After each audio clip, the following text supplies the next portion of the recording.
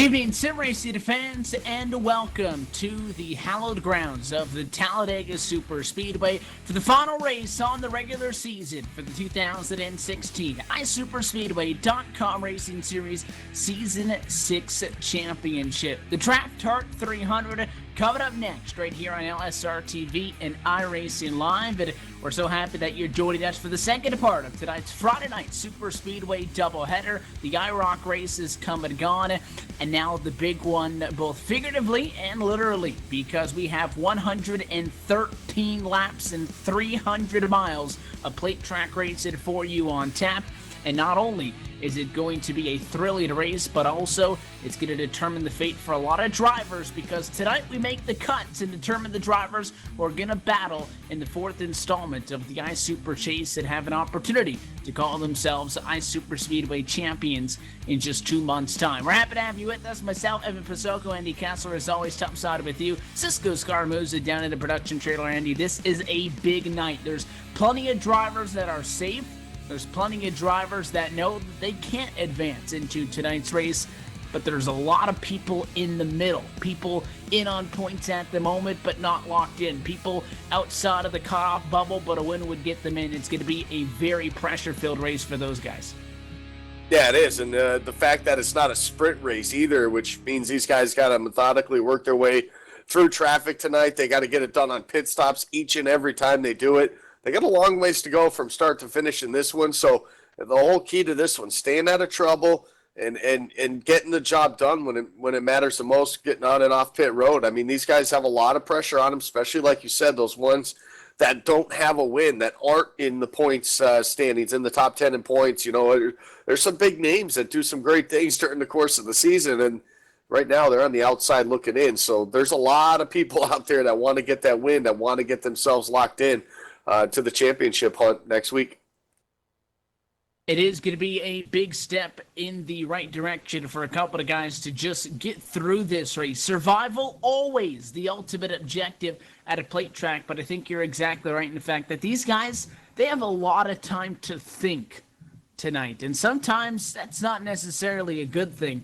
It's going to be fun to see where we end up at 100 laps from the start of the race with 13 laps to go. Who's left, who's in what position, but there is nothing guaranteed for a lot of names. Let's just know who's not going to be sweating it tonight into tonight's race. Your overall chase grid leader is Shade McKeechin with 2 trips to victory lane. Tom Moustakis, we have noted over the last couple of weeks, Andy, had a win outside the top 30 in points, did not make him eligible. He is now a winner as of 1 week ago, a 2-time winner. That now puts him above the top 30 cutoff in 29th position. He needs to remain above that bubble if he wants to be able to make it into the chase grid. Those are the guys at the top. Josh Ballmer on the Wofford, Sean Bounty, Mark Jorgensen, Seth the Merchant, Christian Peterson, Ryan Keese, Corey Henry, and Casey Malone are the drivers that come into tonight, just looking for a trip to victory lane. We'll talk about the drivers on the bubble in just a moment, but before then, we'll toss things down trackside as we get set for the DraftHardt 300, and now with Jaden Berkey for the performance of tonight's national anthem. Oh, say, can you see by the dawn's early light what so proudly we hailed at the twilight's last gleaming, whose broad stripes and bright stars through the perilous fight o'er the ramparts we watched were so gallantly streaming, and the rocket's red glare, the bombs bursting in air, gave proof through the night that our flag was still there. Oh, say does that star-spangled banner yet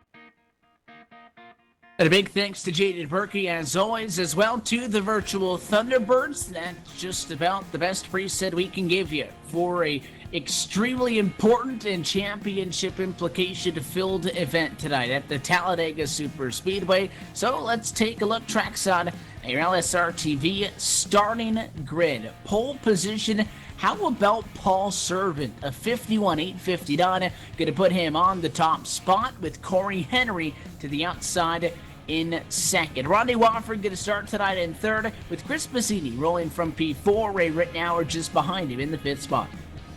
Yeah, starting sixth tonight in the number 44, that's David Anderson. Seventh goes to Alex Hallinar. Seth Merchant will start in the eighth spot. Ninth goes to Mark Jorgensen Jr. And Derek Walker will start 10th. Behind in the number 11 spot is Matt Quick, 12th position. Dana Osborne, Andrew Berger, 13th. 14th for Kelly Dahl, Brandon Chuberko in 15th. 16th, that goes to Luis Calderon. 17th will be Tom Moustakis. 18th to Josh Ball. 19th is Ramon Evans. And the 28th is Shane McEachin will start 20th. Larry Camp in the Bass Pro Shop. Chevrolet going to be back at P21. 22nd for Sean Bounty. Rod flying behind P23. 24th tonight for Jason Altmans and William Roberts Jr. in 25th. 26th will go to Ryan Keese. Brandon Monsivice will start 27th. 28th goes to Frank Busilia. Jared Haggerty will start 29th. 30th will go to Dan Harrington. And the last car to take time in qualifying, that's 21 of Glenn Hedrick in 31st. Christian Peterson, Kyle Major, and Greg Hooks round out the 34-car field. And it does look like all 34 cars, for that matter, on the grid are going to be on the racetrack. And they roll behind the pace car. This series featuring single-car individual qualifier runs the only one lap. A lot of the time you'll see 2 laps. Second lap going to be the fastest. But 1 lap here to set the grid. And Paul Servant, Andy, has figured something out because he's back in the front of the field again. Over the course of 113 laps, does starting on pole position and a plate track help that much? It could be up for debate. I think it makes you feel a lot better than starting back at a pack. But that 4 is starting to get accustomed to having clean air early. I'll tell you what, I mean, the guy's been on a rail with the 1 lap qualifying here over the past 2 weeks here at Talladega. He won all 3 poles for the cumulative races last week. So all 3 races last week he started first. And then, of course, tonight does it again. So this 1 lap for qualifying has definitely fit the 4-car pretty well here recently. He will be alongside with Corey Henry, as we mentioned, the number 12 machine, special Ironman paint scheme on aboard his Chevrolet. And you notice to the inside, Rodney Wofford. On the inside, row number 2's got the Captain America paint scheme as well. So the Intermarvel paint scheme rivalry going on here up on the front row, front couple of rows for that matter. Wofford, as we mentioned, joined by Chris Mazzini. It is a long race. You're going to be looking at, if this thing goes green all the way, no yellows, minimum, you're talking at least an hour and a half of racing action. So pace yourself early. You got to get to the end. And a lot of these guys, they need a win. And there's just as many people in the same position that just need to get away with a great result. The pace car down, though, and we're set for the final time of the regular season. Green flag waves and underway from Talladega. The DraftHardt 300 is green. Yeah, this is where these guys got to be very patient here, side by side like this for the first few laps.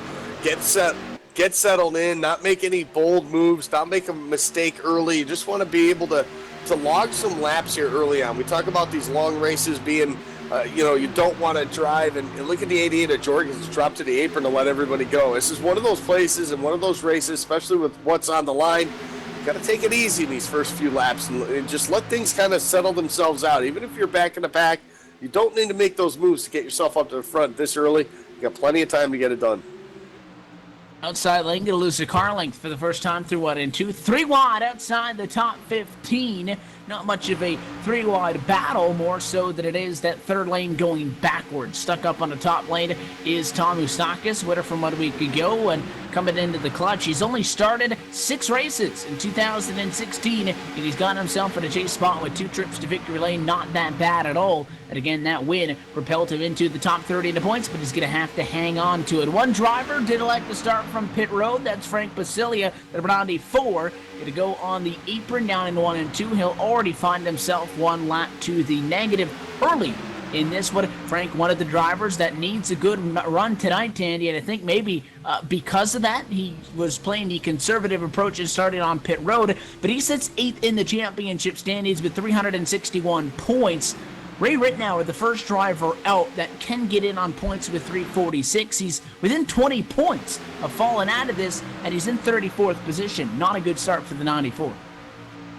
No, and you know what, and honestly, even I think that wanting to be conservative and start for pit road, okay, but not in the race this long. I mean, this race has the opportunity to go green flag racing for a long time, especially early on, because I don't think you'll see drivers really make too many bold moves. So we have the potential to go green flag for a long time. That might make it almost near impossible for him to get his lap back anytime quickly, but we'll document that as it goes on through the course of the night, and we'll keep an eye on where Frank Basilia ends up here over the course of this run and the rest of the night.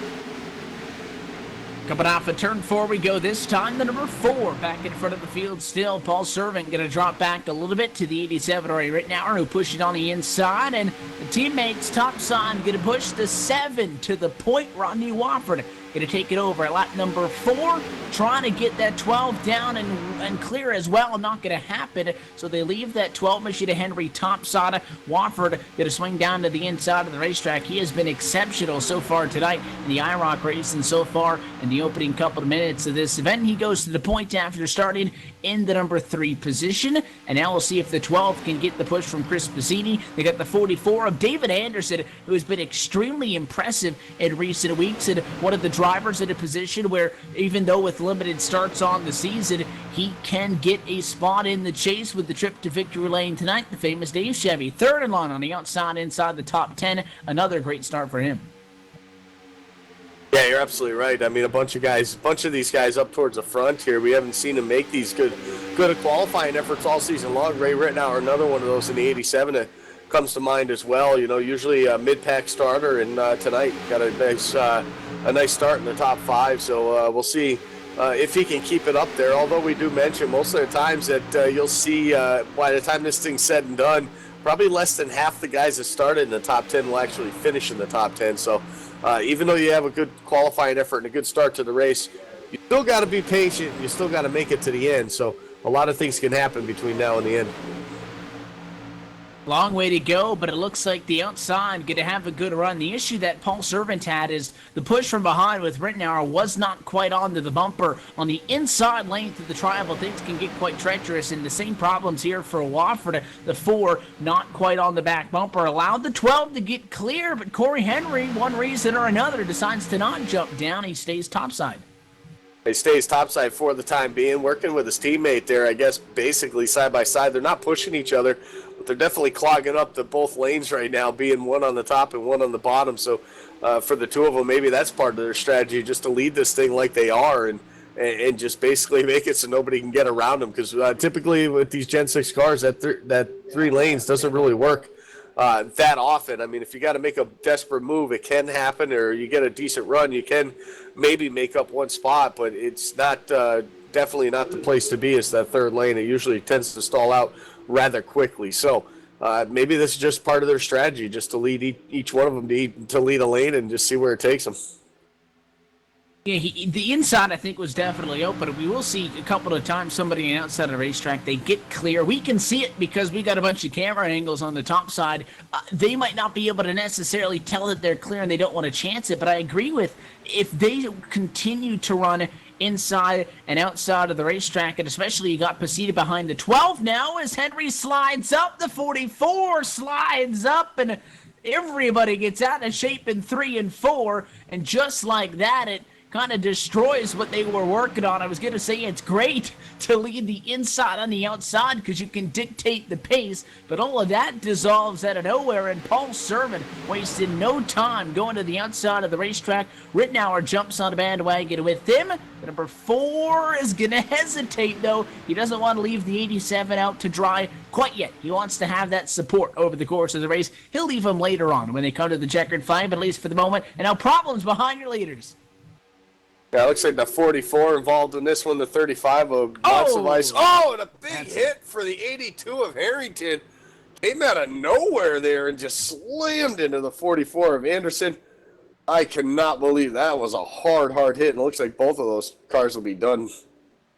Yeah, I was going to say, it looked like Anderson might have been able to get away with it. I have no idea what happened to that 35, but it just turned dead right coming off the corner. We saw a lot of guys struggling with the handling, but Monsivice just gets out of shape coming out of turn number 2, and he gets into that 44 up on the outside of the racetrack, and it takes Anderson out, and there was damage on both cars nonetheless. And I'm thinking, okay, they might be able to get away with this one, Andy, and then we picked up those cars, and boom, hard hit coming in. Dan Harrington smokes that 44. Yeah, that's going to hurt big time. I mean, these guys in this long race get one reset, so I think the 44 would have been okay until he got hit by the 82 of Harrington. So up until that point, because he's smoking as much as he is, that reset will fix some of it, but it won't fix all of it. He'll still have some, damage to get repaired.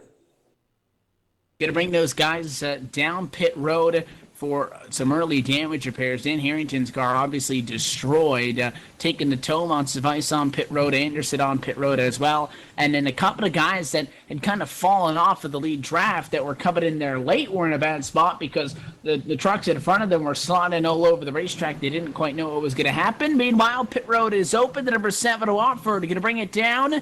Paul Servant will stay out, and it looks like everybody else wants to come in also. Why not take advantage here? Working we'll be working lap number 10. So still early in this race. Obviously, I think at this point you can't really start playing that fuel strategy game. You got to be, and the 87 overshoots his box, has to back up twice there, 3 times now to get into his box. So Ray Rittenauer, the trouble starts already for that 87. And a lot of guys just want fuel to be able to get those extra 7 laps or so from when the caution flag came out. You got to factor in a couple of laps under the yellow flag.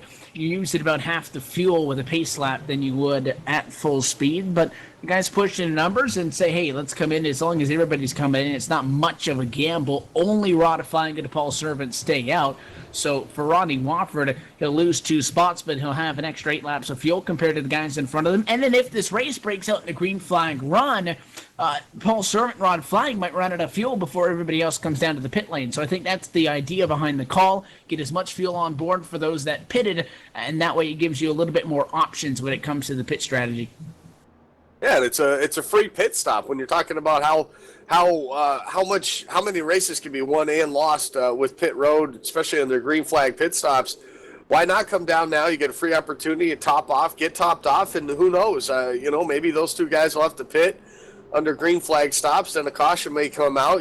So you never know exactly what's going to happen. You might as well take advantage of the free pit stop, I call it, especially under caution, because you'll lose positions on pit road, or you can, like we saw the 87 do with his trouble, but you're not going to lose time because you can get jumbled right back up. You can go from the back to the front. So I like the call coming in now to top off. Even if you don't take tires, at least you get that fuel cell packed, and you can continue on, and you can make it definitely a lot longer than the guys who stayed out.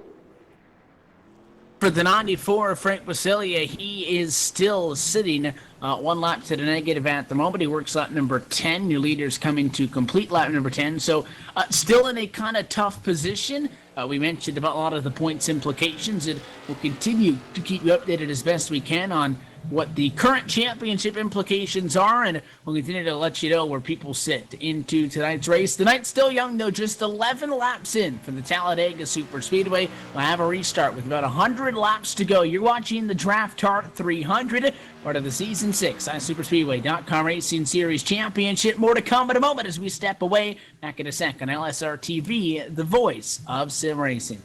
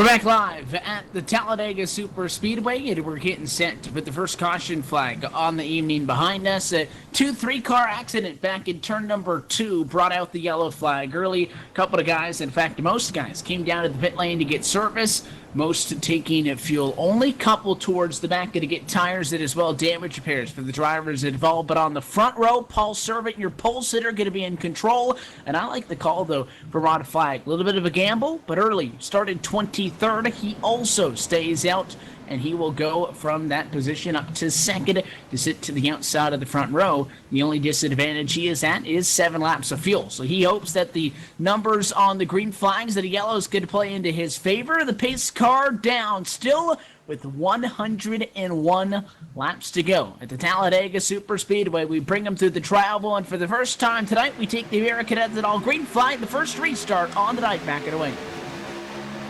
A little jumble up on top side there, the 20. It looked like Derek Walker not getting the start he wanted right there. A little bit of separation now between him and that number 64 of Alex Hallinar in the outside lane. So that's going to slow up progress, not at the time being, but at least for the time being. You can see Rod Flag getting a decent push from that 64, and he'll squeak out a little bit to that lead, but you see that bottom line with numbers will start to pull back ahead of these guys here. Derek Walker starting to come back into the picture.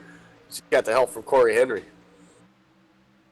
26 lost a lot of speed in the center of 3 and 4. It's going to check up the number 64 behind him as they come back off at a corner. Advantage easily to the inside lane of the racetrack. Not entirely sure what happened there with Rod Flag. Trying to still build up momentum, obviously, on the outside of the racetrack. Takes a couple of laps to get some momentum in your favor. Getting up the speed, definitely the inside the place to be. The 4, the 7, 1, going to be able to get clear. And, you know, we talked about the teams trying to dictate the pace of this race. I would not be surprised to see Wofford and Piscini being second and third in line on the inside, jump out to the outside of the racetrack, coming off at turn 2, and try to take over a spot from the 4. Look at Rod Flag, though. He's tired of the outside. He jumps right back to the inside, crosses over Matt Quick to take over 4th. Matt Quick went out there to jump up and maybe take advantage of that top side with some momentum, and Rod Flag said, no, thank you, and he took that momentum. Instead of pushing him, he went down to the bottom, moves himself up into that 4th spot now. Look at the 8, though. Dana Osborne, good run for him so far, up to that front group here, up in the top 5. He moves to the outside now. He's going to try to get the help from Quick and from Hallinar now and get that top side moving once again. They'll run side by side for that 4th spot. And now you're going to start to see him come up. There's the move, though, by the 7 and the 1. I was expecting it to come, and they're doing it because when they jump in a line, Paul Servant's got to wait to get some help. Rod Flag quickly going to come in from support, and a great move by the 26. Beautifully executed by Wofford and Piscini. They just couldn't clear him, though, but they were in a great spot to try it. They did so, but are not going to be able to get clear this time. Might be able to build up a run and try something else, but Rod Flag got to the bumper of Servant quick, and it allowed that inside to pick the pace back up before the 7 and the 1 got clear. Yeah, it was a great job by Rod Flag to get up to his bumper quickly, because that's usually what we'll see is you'll have that separation. Those two guys that jumped out like that, they'll get the advantage, and they'll be able to push themselves out ahead of the leader, but it didn't happen that time. Look at Matt Quick, though, dropping back in line again on the bottom side as Alex Hallinar falls back on that top side, and that's not going to allow that 7 and the 1 to be pretty quick for the time being. Quick, though, back up to the high side as it runs side by side for that race lead. Yeah, the 7 and the 1, they're not going to give up here. They do need a little bit more help, though. Hallinar on the outside, working with the 8 of Dana Osborne. They were in control of this outside lane. Matt Quick wants to join it, and now you're in an interesting spot because you got 4 up top versus 2 on the bottom.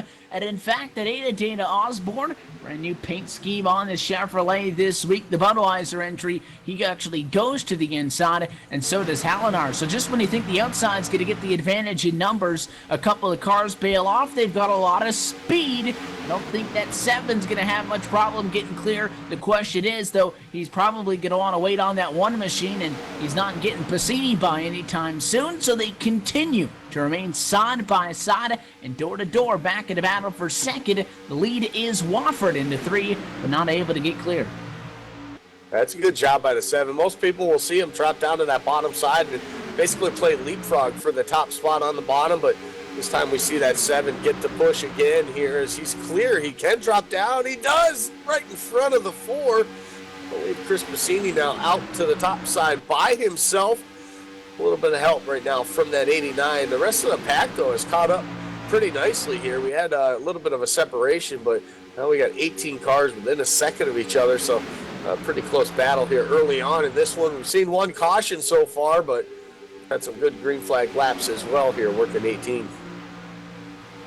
Yeah, I'm surprised that he elected to leave the number 1 machine out there. Pazzini in good hands, though. I don't think he's really going to fall way back. Again, there is a steady flow of cars coming on the outside of the racetrack. The top 18 within 0.8 of a second, in fact, of the driver up at the front of the field. But the outside is starting to kind of run low on numbers. Outside of the one in the 89, Hallinar still there. The 54 now up to the top side, William Roberts Jr.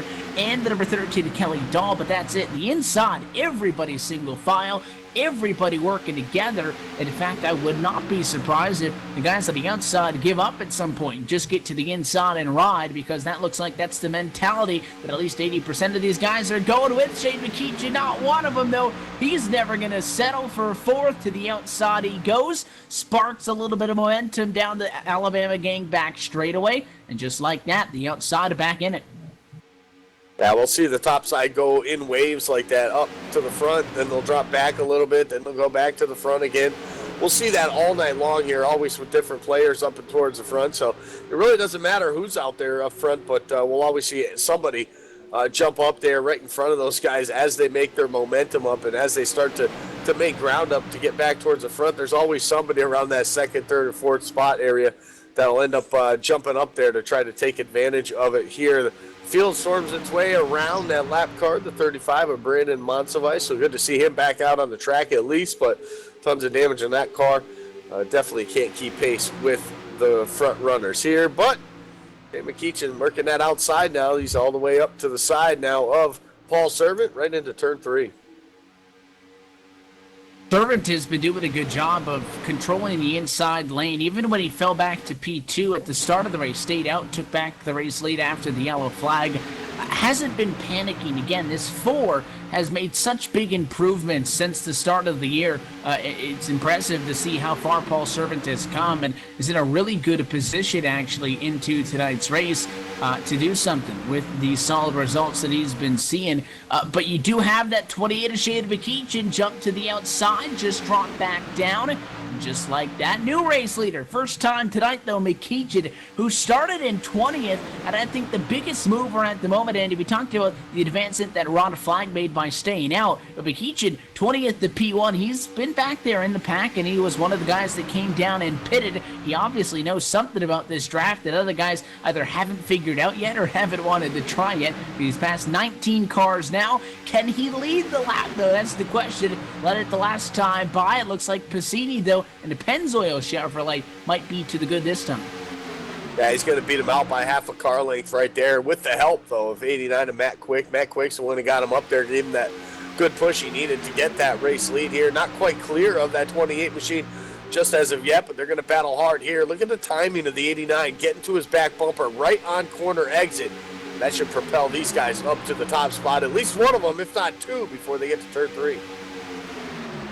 1 car clear, 2 cars clear. Do they both go down? No, Matt Quick not going to drop to the inside because that would mean running in 2nd place. He wants to have an opportunity, but it's interesting because you see 2 cars get clear. Normally, we'll see both of them want to get down to the inside of the racetrack as soon as they can. However, I even think that 89, Andy, as I mentioned, intentionally didn't want to go down because he wanted a shot at it on his own, which is interesting. It's an aggressive move, something you like to see when you want to talk about spirited battles, though. So if he intentionally didn't go down when he was clear, I like the move. If not, and he wanted to go down and see if he can make something work with it. He's gone Derek Walker. First time we've really talked about the Hershey machine tonight. Started P10. He's now second along on the outside and 4th. Yeah, he fell back quite a bit in those opening first 6-7 laps there, but he's been able to work his way up through the field here on this green flag run. So good job by that 20. I mean, it seems like bad luck has struck him over the course of the season as well. It just seemed like whenever there was a wreck, that 20 was involved somehow or some way. So good to see him up front here right now. Good run's what he needs. A win's what he needs. Get himself into the championship hunt as well. So not a bad place to be right now, even though we're on only lap 23. Drivers that don't want to be a part of this too wide up at the front of the field have fallen over 2 seconds behind. 22 cars in the lead draft all the way up through Ramon Evans as there's some 3 wide at the middle of the pack with a 24 on the outside, dropping it back just a little bit. That's Ryan Keese, and he'll find a spot in line 2 wide. 23rd is where you find the guys that are hanging out. Mark Jorgensen Jr., Josh Ball, Tom Moustakis, Jason Altmans, Frank Basilia, David Anderson, and Greg Cooks. The common denominator amongst most of those names, not all of them, but I'd say the majority of the cars back there are guys that have wins. They are hanging way back. They want nothing to do with this, and they're over 2 seconds behind that lead pack, which is starting to look a little bit more dangerous by the minute.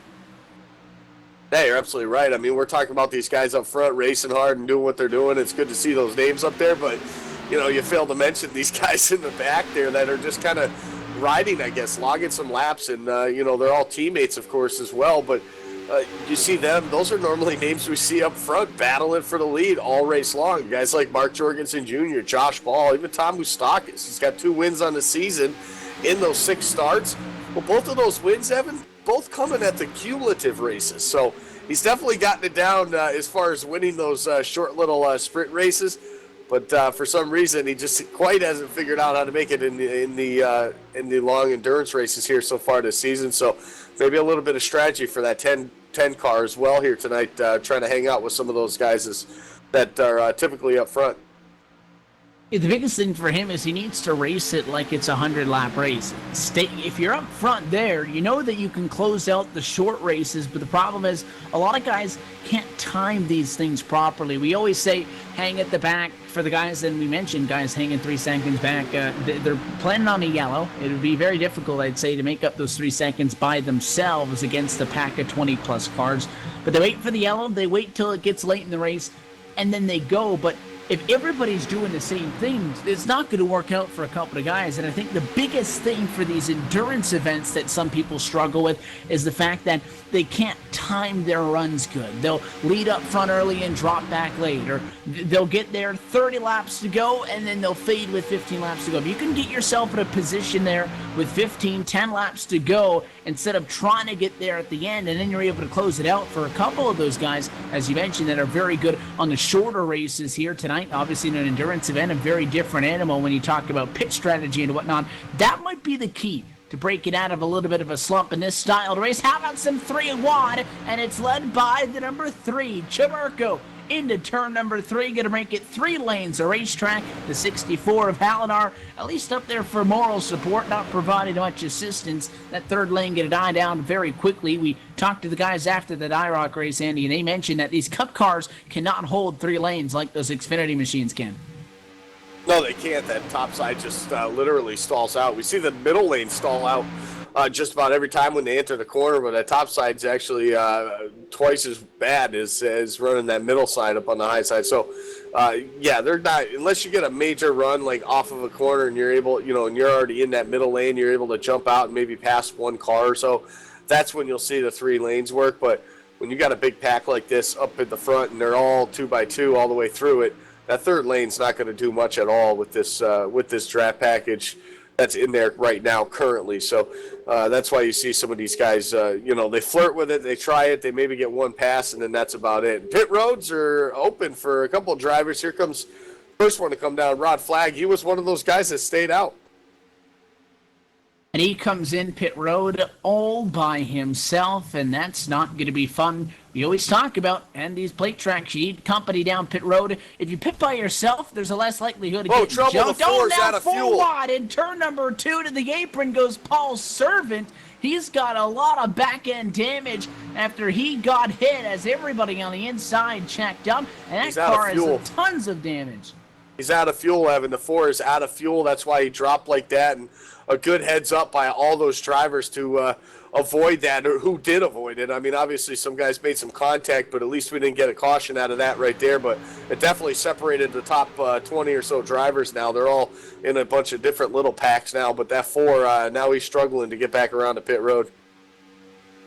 Yeah, and we saw Flag come in, and was just going to mention that he came down because we were mentioning that he and as well out in front of the field when Servant stayed out, that they might be a little bit shy on fuel compared to what everybody else could do, which why I was interested to see Flag come down without your pole sitter Paul Servant, and maybe just caught sleeping, not checking the fuel numbers, but a tough mistake for him.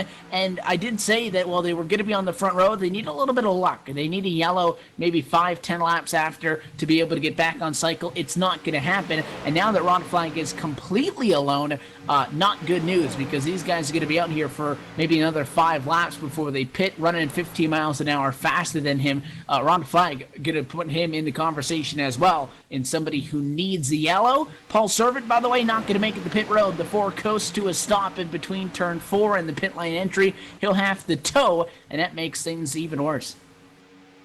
Yeah, it does. I feel bad for him, too, because it was just like last week. The first 2 cumulative races started on the pole, had bad luck during the races, didn't get the finish as he wanted. He finally got a decent finish in that final of the 3 races last week after starting on the pole, so it was good to see him carry at least some of that momentum into this week, get the pole. He was running very well, just maybe wasn't paying attention to his fuel consumption there, or maybe it the numbers just weren't quite right there as well either. So unfortunate for him, he ran out probably at the worst possible spot right out of turn number 2, so he had to go all the way around this straightaway, and that's awfully hard to do with no power. So you figure caution flag at lap 7. These guys should be able to go to around lap 35, 36. Of course, not everybody's going to agree on when we're going to come down pit road, but you can definitely see, I think in part due to the fact that we almost wrecked the whole field out of 2, but also with pit stops coming up, a lot of people single filing things out, trying to get with their teammates, trying to get with some dancing partners and come down to the pit lane. A big run on the outside of the racetrack, and to put Rodney Wofford in the point. Piscini tried to come in behind, wasn't able to do so, but there are a lot of dark horse cars up at the front of the field right now. They take up 3 of the top 5 spots. Yeah, how about that 3, too? Brandon Chaburko from 15th, fell way back, started this race, and now we saw him trying to make that 3-lane action work, and he's able to be up here now inside the top 10. Those next 4 behind him, though, led by that 24 machine of Ryan Keese. Those guys were a little bit further back, but lined up in a straight line. Him along with the 99 of Manger and Sean Bounty and Alex Halinar, they've been able to catch back up to this pack. So good job by those guys to stay focused, stay single file, and get that draft working to get up here and battle for these guys. Rod Flag, who pitted by himself, but it was on the lead lap, is going to go a lap down now as the field makes its way past him through 3 and 4. So coming down with no help, that's definitely hurt that 26. This time at a turn 4, no takers from inside the top 20. They will stay out again, and Rod Flag, you see slow on the outside of the racetrack. That kind of sums up how his night is going to go for the rest of it. In a position now where if he gets a yellow, he's going to be in the lucky dog position. He's the only driver 1 lap down. Once pit stops start, though, it takes about a lap to get down, get service, get back out. There's going to be a lot of guys falling off of the lead lap, and a yellow in the middle of pit cycle as well would cause quite a headache for a lot of guys. Henry left out to draw on the outside of the racetrack, though. No love, at least for him, down to turn 3. Looks like backup is coming. Ryan Keese with the push from the 99 of Kyle Manger. First time we've seen these names near the top 5 tonight, and they've got a pretty big run topside. Yeah, they do. Those are 2 of the guys in the 4 that were a little further back after that slip up by the 4 running out of fuel there in 1 and 2. So it separated everybody, but these 2 were part of that group that worked their way back up to this lead pack. So they definitely got a lot of speed, and they definitely got it when they're working together. So definitely a good thing that the 2 of them working together on the high side. It's going to help out that 12 of Corey Henry to at least maintain inside the top 10 currently. Otherwise, he would have fell back quite a bit as well. So the 34, Sean Bounty, trying to work that top side as well with these guys. But look at the 32, Seth the Merchant. Decided to use that advantage those guys had on the top side with that momentum they were gaining. Jumps out up top. Now he leads that outside lane off 4. Seth the Merchant, the Target Chevrolet, started inside the top 10 as been rather unset the Merchant-esque as far as quiet so far tonight, but to the outside of the racetrack he comes. Challenge going to be a little bit late to lead this time by. He will be credited with the P2 that time. You see slow cars on the inside of the racetrack getting out of the pit lane. A couple of guys continue to trickle in, one or two at a time, but a lot of people pitting by themselves. You have to think that pit stop's going to be coming in now soon. Now about 6 laps or 7 laps after we saw Rod Flag come down pit road, that's about the difference between staying in and or rather staying out between the two that stayed out on that first yellow or everybody else that came down. So I wouldn't be surprised if there's a lot of takers this time. There's a lot of radio chatter. Let's see how many come in. Yeah, I definitely know of at least 2 of them coming down. Looks like 3, 4 drivers. That's about it. That's going to come down out of that lead group. That just means in the next lap or two, it's going to be even busier on pit road for these guys because the majority of them will come down all together. So it's going to be fun to watch that on the pit road entry. But 4 guys coming down this time to get this service done here on lap number 37. So you're about right. It's going to be about 30 laps or so, 28 to 30 that these guys can run on a fuel run. So they're right on that mark at this point here. So we'll see what these guys do this time by. But look at Derek Walker in that 20. He led a lap here this last time by, and he's got a pretty comfortable commanding lead because there's nobody on the top side helping him. This time, do we see more come in? We know the 24 is probably not going to be able to get in from the outside. Neither would be the 34. Your leaders in. Walker going to come down. A lot of guys. They're 4 wide into the pit lane. The 1, the 7, the 12. And they're going to all get them down in time. One car overshoots it a little bit, takes out the cone. That is the 23 of Jared Haggerty. That might be a penalty. It might be a penalty for that 23, but for Jared Haggerty, he's already 2 laps down anyway, so I guess to his point, what's another penalty at this point? But that 1 did a great job. Chris Bassini getting on pit road. He actually came in, he was in about that 2nd or 3rd spot when he started to come down to pit road, but he was able to gain up speed over everybody, and now he's going to exit pit road in front of these guys as well. But a great stop for those guys, and sounds like pit road's going to be even more busy this time. Ryan Keese on the outside, the Dallas Stars painted Ford. On the outside, I mentioned probably not going to be able to get to pit road. The inside cars came in, so this time he'll be able to come in. Look at the 28 digging on the inside, though. Shane McKeechin trying to force the 3 wide. They're coming in hot, and I don't know about that. Pit road speed at 60 miles an hour, and that was a close call. Ryan Keese and Seth the Merchant might have cut it a little bit close. I think this 32 might be okay. The 24 might be a little bit closer. Yeah, the 24, though, had to slid through his box, backed up, went forward again. He's having problems on pit road, so it looks like just 2 tires of fuel for that 24, but he's going to have trouble catching up to some of these guys now. Trouble on pit road, and we're used to seeing that. The service going to be completed. Service going to get back out on the racetrack. Mostly 2 tires, which is a reasonable call for green flag conditions for these guys to get. And just like that, you have to think that most of the field now completing their service. And here's the difference. The 32, the 3, getting up the speed just at 175 miles an hour. Behind them, a couple more laps of momentum to their advantage comes Chris Bassini, Derek Walker, and Andrew Berger. And to the outside, there goes the Pennzoil Chevy. Yeah, what a run. That just shows you being out there that one whole lap to be up to speed compared to those guys getting up to speed. So able to, off of turn number 4, though, they're able to utilize side draft now, get in behind them. So still a good job, even though they got surpassed on the back straightaway. Seth the Merchant, Brandon Chaburko, a great job as well. That just means that those 5 cars right there had just about flawless pit stops. That's exactly what that is right there. No problems for any one of those 5, and that's why you have these 5 separated by almost a second and a half from 6th. And just like we talked about the short pit at intermediate racetracks, it kind of worked out here as well for those guys. A little bit more speed. They didn't pull a lot of ground. In fact, you see DeBurchett, you see Chaburko. They're going to be there in that group of what's going to be a top 5 breakaway. But the difference is, obviously, they're going to be chasing and maybe trying to go to the outside to make a move as opposed to defending and trying to hang on to the race lead. And that's just the difference that that one lap made. Those guys, the 1, the 20, the 42, did a good job of getting hooked up and pushing and taking off. And a good job by DeMerchant and Chaburko as well. A lot of the time, 2 cars not going to be able to cut it out by themselves. They lucked out, I think, that they happened to come out right with those 3 that had broken away. And now you look 2 seconds back to find basically where everybody else is. Baldy, Moustakas, Henry, everybody else. You got about 10, 15 other cars there running just outside and inside the top 10 that should be able to catch up to those top 5 if they get in a line and work together. Yeah, they should be able to. We saw that with a couple smaller packs earlier on, but I really think that these guys, the problem is there's so many of them right now, and a lot of guys are still trying to figure out where they want to be or who they want to be in front of or behind. So these guys are kind of jockeying for position, so they're definitely not going to make up too much time, especially running side-by-side like we see a couple of them doing with Tom Moustakas and that 34 Sean Bounty. That's not going to get you the speed that you need to get up to those guys. As you can see, they lost about 2/10 that last lap, so they need to get single file. They need to get there in a hurry, and they need to be able to ride that out.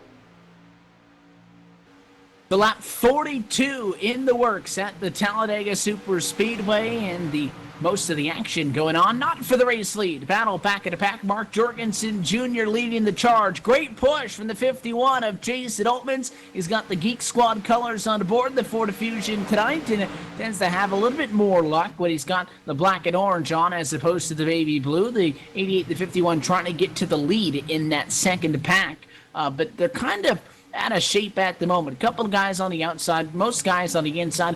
Very much so what you would expect to see, I think, if they were battling for the race win. And they are still making it in time because, again, just like a car by himself, not going to be as fast as a pack of 5, not going to be as fast as a pack of 10 or 15. So this guys, they're going to catch up to our leaders, I think, if we stay green well before pit stops or a conversation again, but they're still 2 over. Yeah, they are, but they gained 2/10 that last time. So that group is getting it done. They just, they're carrying a lot of speed. They just got to get sorted out quicker or sooner than later, I should say. Otherwise, it'll make for a longer stop. But how about, we talk about the guys that were running outside the top 15 right before those green flag pit stops.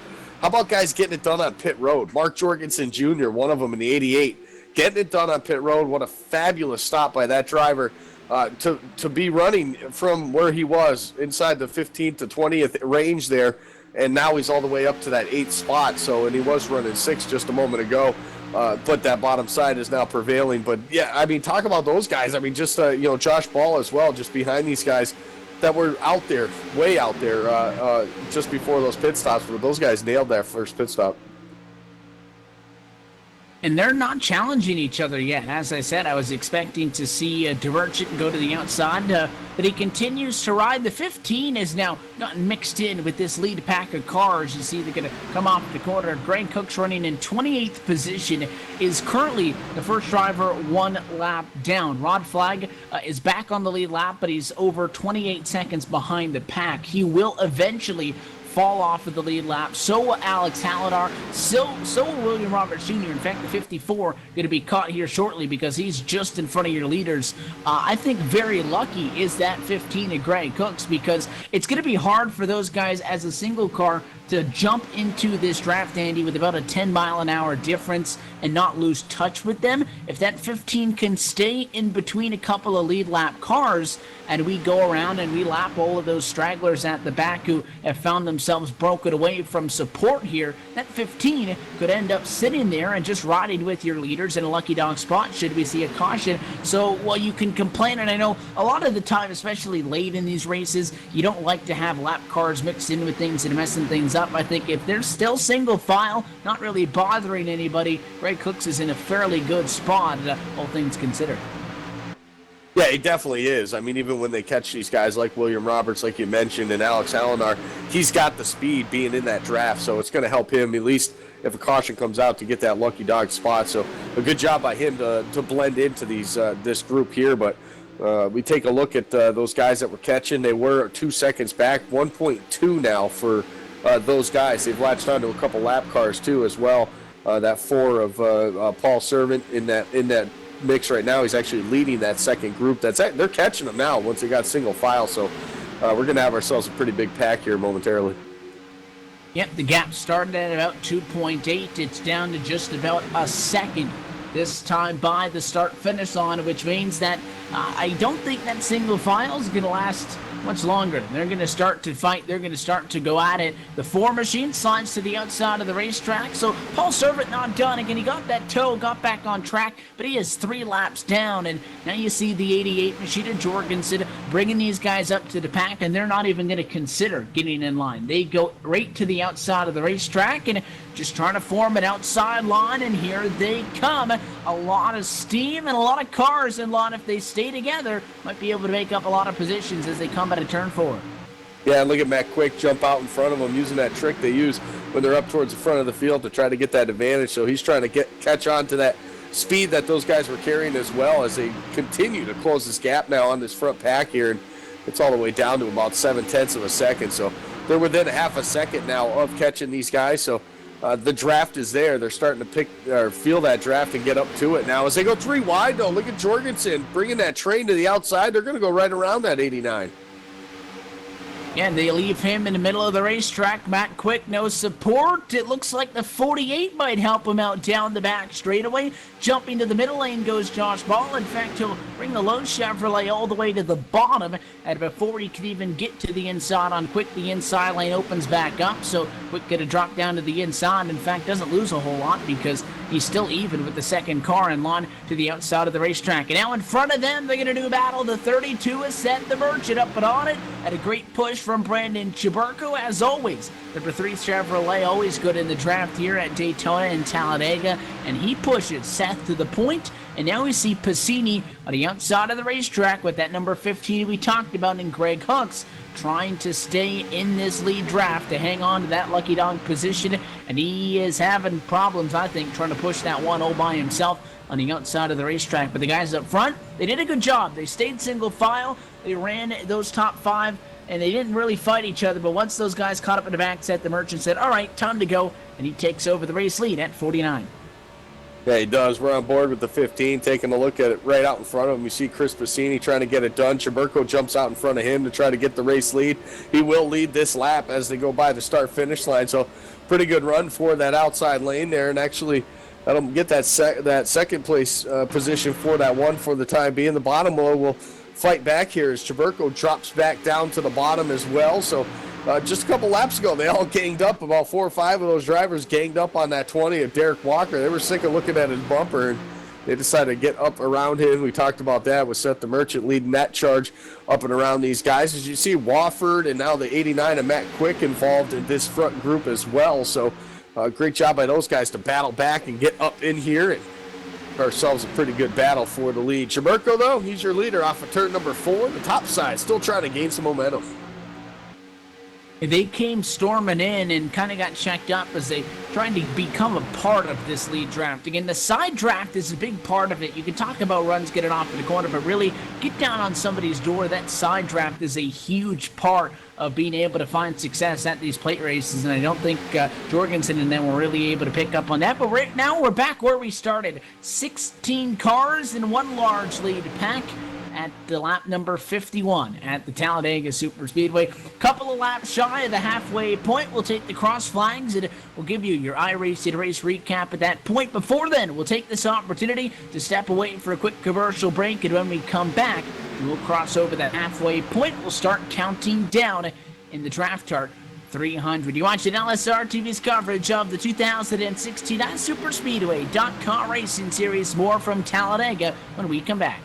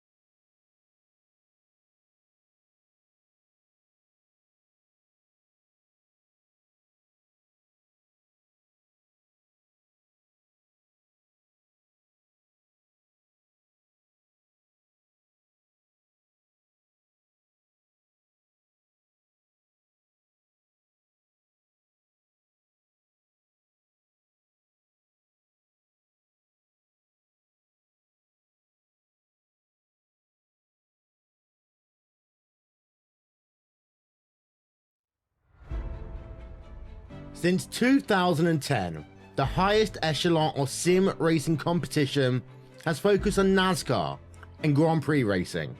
50 of the best drivers in the world doing battle for championship glory.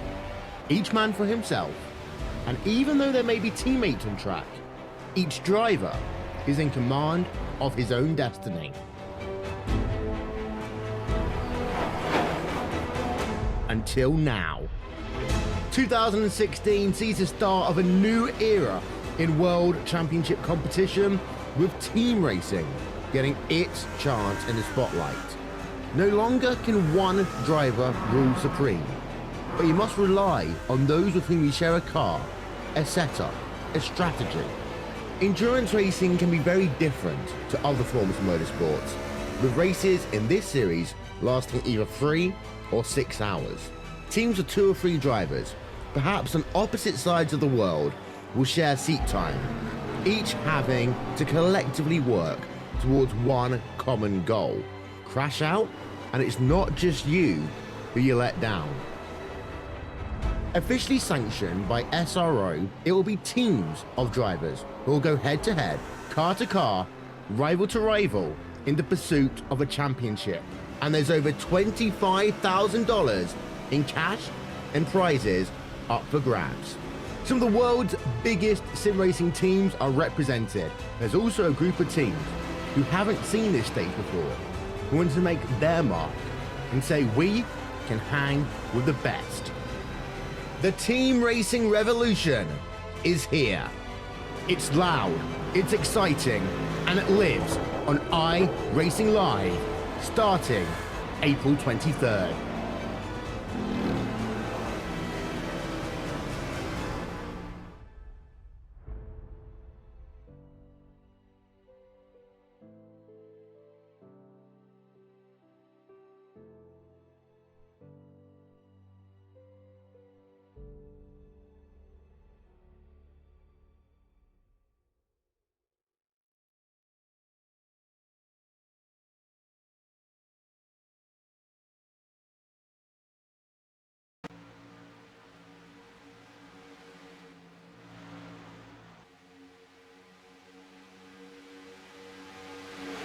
Welcome back live to the Talladega Super Speedway. 56 laps going to be complete this next time by the start-finish line as we continue to work our way in on a halfway point. In the DraftHardt 300, a staple mark on the Guys Super Speedway calendar, and this year, as always, the final race of the regular season before we go Ice Super Chase racing next week at Daytona. Happy to still have you with us at LSRTV. Evan Pizzoco, Andy Kessler, and Cisco Scaramuza with you, watching the battle for the race lead with Seth the Merchant now in front of the field, and was quiet early but has taken over since then. Brandon Chaburko, no surprise that the number 3 Chevrolet is leading the outside. He's got help from the 20 of Derek Walker, but since pit stops we have found ourselves together once again. 22 cars in the lead lap, 17 of which, making 16 back to Basilia, are in the lead pack.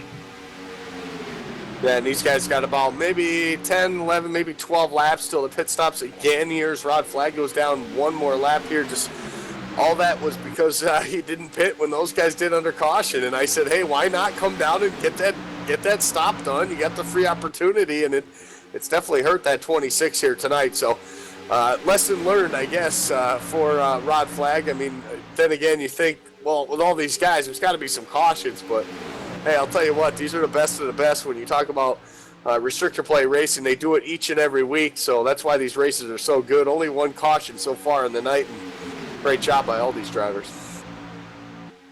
And everybody going to go to the outside on Rod Flag back of the pack as all your lead lap cars obviously trying to get around the lap machines and start to kind of dwindle the field down to what's going to be, again, I mentioned that pack of 16. 3 guys together that aren't in that bad of a position right now are Christian Peterson, Kelly Dahl, David Anderson.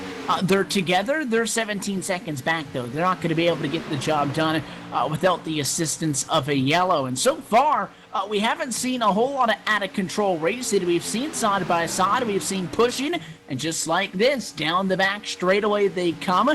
Brandon Chaburko gets the push from the 20 at Eric Walker to clear the inside lane. However, not going to drop down quite yet, and DeMerchant get a power back to the inside. So there has been plenty of side-by-side action. It's been what we expected out of this race, mostly too wide in the entire lead pack all the way front to back. But I think everybody driving with their head screwed on straight at the moment. So this race has a green flag sense to it. You see Chaburko going to backwards in the middle of that third lane, and DeMerchant going to jump up and pick him up, and now the 20 going to come down. So just as we said, these guys that have been using their heads, they start rumbling at 195 miles an hour. That did not work, and a lot of damage in the left side of Walker's machine. You know what that looked like right there, Evan, was that the 20 thought he was going to be clear and to come down. He didn't realize the 32 came up the racetrack and went into the middle. So that was pretty interesting right there. But these guys able to hang on to it, keep it going straight, and nobody really lost too much position there. So it looks like the racing will continue on, though. Look at that 42, Andrew Berger, very quietly. Needs a win to get into the chase, and look at him getting the job done here. He's going to lead this lap. Out in front of the field, if you just tuned in, let's talk a little bit more about how this Ice Super Chase Grid looks into tonight. Shane McEachin at the top of the pile with 2 trips to victory lane on the season. He's good, 13th in the points. If you got to win your top 30, you're good. Tom Mustakas, with his second win just 1 week ago, puts himself now inside the top 30 and 29th. You cannot afford a poor result. But at least at the moment, is in a good position. Josh Ball locked in with the win. Rodney Wofford, Sean Bounty, Mark Jorgensen Jr., Seth the Merchant, Christian Peterson, Ryan Keese, Corey Henry, Casey Malone are the names that we know are going to battle for a championship. Justin Anderson has a win, but is 41st in the points ending into tonight, so he cannot advance. He's mathematically eliminated. You mentioned Andrew Berger. Andrew Berger in the best spot without a win, second in the championship for qualifications. Everybody with a win inside the top 30 gets a ticket, and then everybody inside the top 10 without a win. So Berger's in on points, Servant, Flag, Basilia, and Passini, and then you start to see the names like Rittenauer, Osborne, Jason Oatmans and company that are out on points. But those last couple of names like Frank Basilia and Chris Passini, they're only in by less than 15 points over names like Ray Rittenauer and Dana Osborne. Haven't seen any big wrecks to take those guys out yet, but they are by no means safe. No, nobody's safe right now. I mean, it all comes down to a past the halfway point. So, I mean, you're getting to this point now. Pit stops are going to happen. We see some guys towards the back of the front pack here coming down this time. So it's only going to be a matter of a couple laps. You'll see all these leaders come down as well. So we're ready for our second round of green flag pit stops. And we had a good first round, I would say, because everybody's been able to jumble back up here and get back racing for the lead in a nice large pack. So it'll be good to see what this round of green flag stops does, and if anybody else has mistakes or if everybody's spot on again. Yeah, still sitting in a good position where we got, if you're going to be doing and stretching the fuel to what we think is going to be the limit here, they did about 30 laps on that first stint. So you got a little bit more left in the car before you're going to be forced down to the pit lane, but the lead pack does cycle out of turn number 4, and you have seen a couple of guys in and out. Look at the 8 on the inside. Everybody going to have to squeak to the outside of the racetrack and squeak on through with a close call. You're going to be able to make it work. Let's take a quick peek at your iRacing.com midway race break presented by iRacing, the premier online sim racing game and with official sim racing sanctioned by NASCAR, the IndyCar, the IMSA, and more. We do have Andrew Berger in the race lead. Brandon Chaburko, P2, Sean Bounty, 3rd, and 4th at the moment is Seth the Merchant, Rodney Wofford, 5th, Corey Henry, P6, Derek Walker, Chris Passini, Kyle Manger, and Shane McEachin in the top 10. Matt Quick, Mark Jorgensen Jr., Tom Mustakas, Frank Basilia, and 14, Josh Ball. That is your top 15. 16 goes to Jason Altman's last car on the lead lap, Ramon Evans. Then 17th, 18th to Greg Hooks, Dana Osborne runs 19th. 20th is the 71 of Christian Peterson. And from there on back, you're looking at 1 and 2 laps down. Somebody's way out and cutting the grass. Brandon Chaburko, not even close. Coming down the pit road. He avoids the cone, but I think it's going to be an unsafe entry as he took that car through a joyride, and that's going to be bad because he came down with a group, which was good news. He'll probably have to sit for a penalty, though, and it looks like he's taking that now. Could be 10 or 15 second penalty, and that's going to now take him out of the draft. Oh, we got trouble on the track. The 32 is around, trying to get around. Race leader. Yeah, it's trying to get around the 83 of Ramon Evans right there, and he spins around, and caution now out. And, wow, right in the middle of green flag stops, caution comes out. We'll reset the field in a moment once we find out where everybody's going to end up, because the caution flag in the middle of pit cycles going to really throw a wrench into this one. We take a second look. Seth the Merchant scored as your race leader, trying to get around the lap cars, and the 8 machine. Well, it looked like Seth the Merchant trying to get up and get around Ramon Evans. Evans kind of left the half lane, and it looked like Seth went to the inside. He got blocked. 32 got out of shape and got turned. So I can guarantee you the 32 is not happy, Andy, because both cars that hit him were lap cars. Yeah, that's probably why he was trying to get around him like he did. So good thing for him, I guess, with all that going on, is that there is a caution flag because of it, and technically because of where everybody was on their pit stops and all that, he's still technically leading this thing. So that's pretty amazing what he's been able to do here, spin in, keep the lead, and now we'll be able to come down pit road under the caution flag to get his fuel. And honestly, I wouldn't be surprised to see all these rest of these leaders come down as well, just to top off. Like we said, look how important it was. Look at Rod Flagg in the 4. Paul Servant as well, being laps down now because they decided to stay out on that first caution on lap number 7. And we will see, because people were just coming off of pit road that hadn't yet lost a lap, and they're going to be on the lead lap, and they already have their service completed. And then you have guys that lead that have yet to come down to the pit lane and still need to be serviced. And Seth the Merchant, more problems in the middle of the corner, trying to get it to pit road, loses the engine, and that's going to be a tow to the pit lane as well. So it goes from bad to worse. It does. The only thing benefiting him is he does have a win, so obviously he'll make it into the chase next week. But that's something you don't want to have, is bad luck go your way when you're heading into the chase, because a lot of times the bad luck will just continue to stack up on each other. Just ask Mark Jorgensen, the way he's had the last season and a half coming into this season. Just seemed like it just kept piling on and piling on. So that's not what you wanted. You want a solid run here tonight, even if you are in the chase, even though you don't need a win. But that's not gonna help at all for Seth the Merchant. So the leaders come down pit road, those that have yet to be serviced. Many just top it off on fuel, and you see plenty of cars stay out to catch up to the pace car. People that are going to catch up that have already completed service. And then there's also a couple of cars that had come down pit road and are also topping off. So we'll wait to get a decent look at where everybody's going to be sitting under the caution flag. The scoring loop's going to update the next time around, and then we'll be able to get an accurate number. But now you hit the reset button. We talked a lot about the different kinds of races, Andy, earlier in this one. The feature race formats, the cumulatives, and obviously these endurance events. If your car is clean now, it's no longer a 113-lap race. You subtract 67 out of that, and now you're racing, inside of what's going to be basically a 50-lap race now. You're basically in a feature race now. You have to take it by that mentality. And we're still one pit stop away, keeping in mind that we're thinking about 30, give or take a couple of laps around there, is the number on fuel. So pit service not done tonight, but you get late in these races, it might be dictated from cautions from here on out. But now, again, you have to approach this as a completely different race now. Regardless of where you are, you're going to have about 50 laps to get the job done. Yeah, and these guys that just came down pit road, they don't have to worry about it because it's still a one-stop race from here. So they don't need to come down and top off. So track position meaning a whole lot to a bunch of these guys. Andrew Berger right now showed as your leader. Sean Bounty second. So both of those guys starting outside the top 10 here tonight. And for them, track position now at this point, first and second on the restart. That's going to be pretty good for those two. So Berger does get the top position and all of that. And, Seth the Merchant was in front of the field while he's going to be way down the line in 24th. And, in fact, somehow the 32 lost a lap and all of that because, again, he lost the engine. So that's about a 5-minute tow from the exit of turn 4 to the pit stall.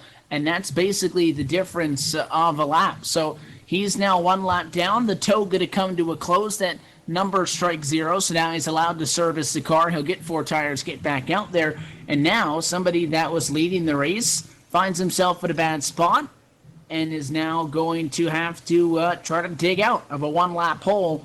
And the problem with that now, Andy, is we talked a little bit about guys hanging out one lap down, guys that didn't have the draft. Now the issue is there's so many people stuck 1 lap down, stuck 2 laps down from the caution flag coming in the middle of the pit cycle, that he's not going to be in a perfect position to just sit there and say, okay, I'm going to wait for the lucky dog and then get back to the lead lap. He's got 7 or 8 other cars down there now he's going to have to deal with, and if that car is damaged at all, it's going to hurt him that much more. Yeah, you're absolutely right. So we'll have to see what he does over the last couple of, the second half of this race. So obviously, like we said, though, he's in because he's got the win from a few weeks ago. So, but the problem, still is just getting that momentum, getting the field, being in the car, getting those laps under your belt, getting ready for that chase, just knowing what's coming ahead. Some important races here after next week.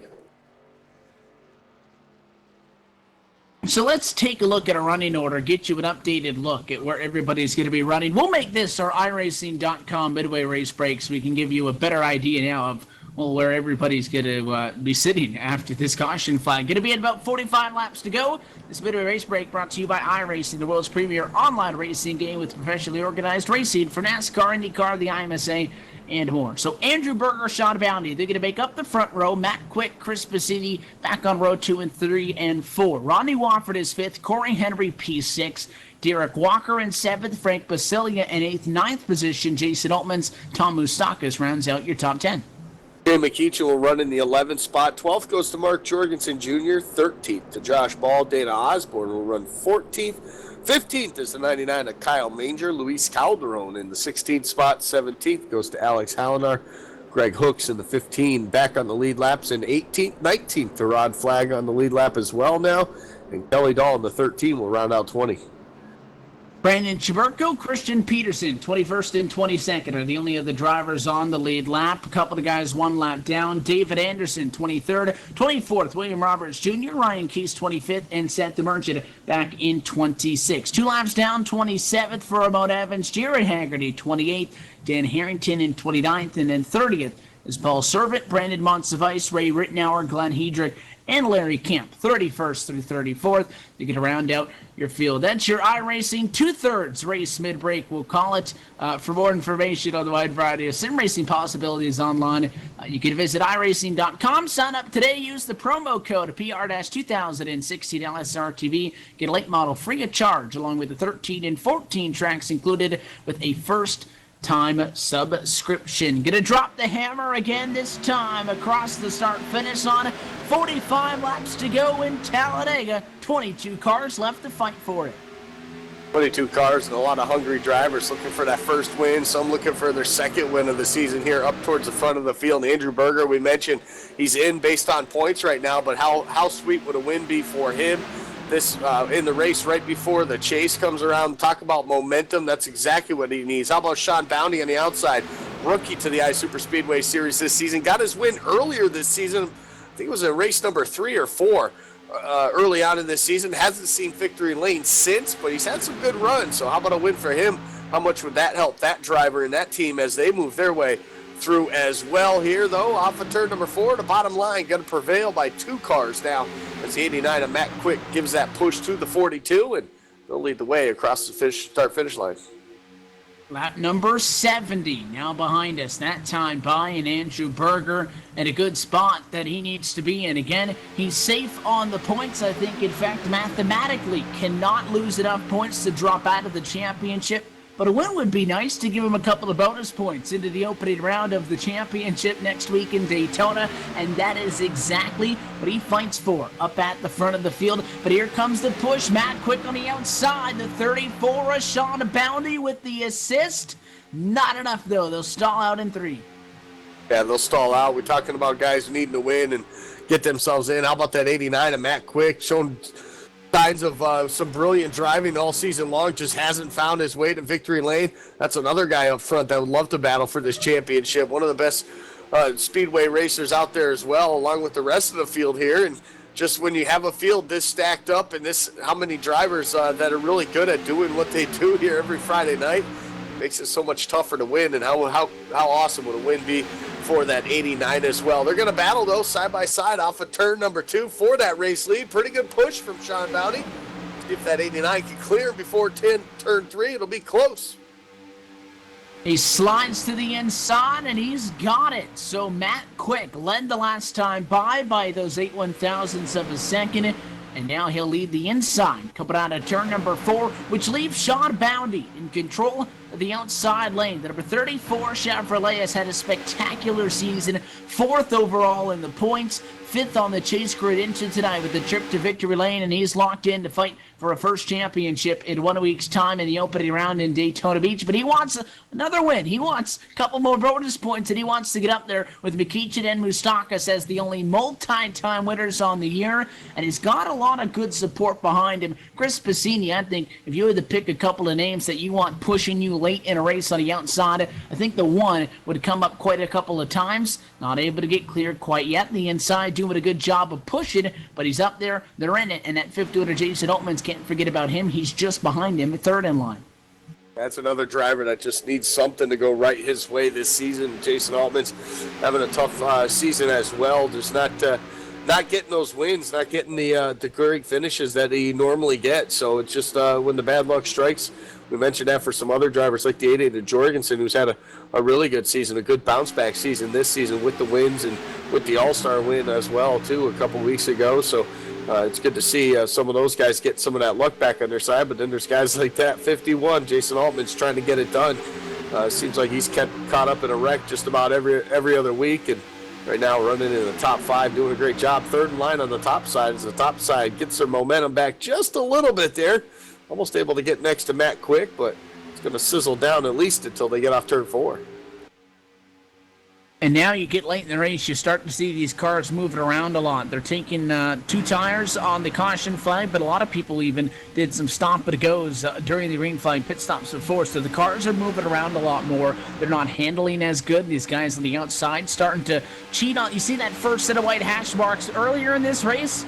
Those cars were nowhere near that. They were up in that 2nd lane. If you look at the 3 that are defined by the lines on a racetrack, 7 pushes up a little bit. It gets tight now. Sean Bounty basically straddling that white line all the way around, and not too long, they'll be squeezed in both lanes below it. So it's starting to get down to crunch time. 6 inches more. Can he get clear? He's got it. Bounty goes to the point.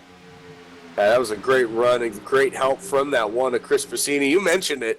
Probably one of the guys that if you asked everybody through the field, name 2 drivers you'd love to have you pushing you towards the end of the race, and I guarantee probably 2/3, if not more, of the field would definitely mention that one car in that mix. I mean, he would like to say, hey, I'd like to be the one that's getting pushed, but typically we always see that one's the one that giving those guys that push to get them up towards the front here late in the races. So hey, listen, either way you take it, obviously you got to be skilled at what you do, even if whether you're pushing or whether you're holding that line and being pushed. You still got to know how to get it done, and that one's definitely one of those guys you got to keep an eye on when we come to the restrictor plates. And look at him now with an opportunity now to maybe battle for this race lead. Jason Altman's trying everything he can to get that one car up to the front. The 12 is also here as well. Courtney Henry started 2nd. He's been a constant up all night long, but behind a name that we haven't really talked a lot about, Mark Jorgensen Jr. He was out there a little bit earlier on, and the number 88 Exalta Chevrolet fell back a little bit through some of the pit stops, through some of the strategy. Now he's back in it, and this goes back to the point in which we talk about you can't peak too early. A lot of names we saw at lap 40 and 50, we may not talk about a lot tonight, but you're starting to see these guys get back up here. You just hope they're not making those moves too early. Just working 77 of 113 laps in this race. We're getting down at the home stretch, absolutely, but still a little bit of ways from really getting into the final couple of laps.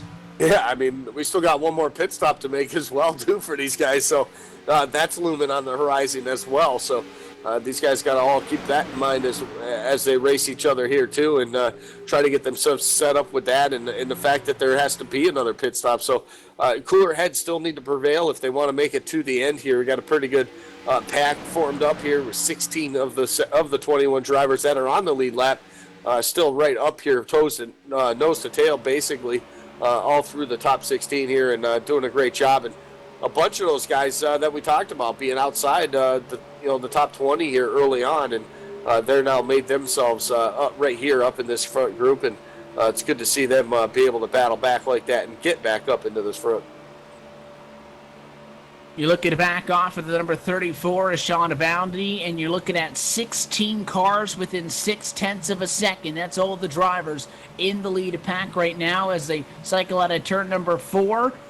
Pit road, really, the window is going to be open here in about 2 laps. And in fact, at this point, you can almost say that you're in that window. Working lap 79 now of 113. If you get to 80, you get to the point where there's 33 laps to go. You might want a little bit more, but I think to be safe, 83 on.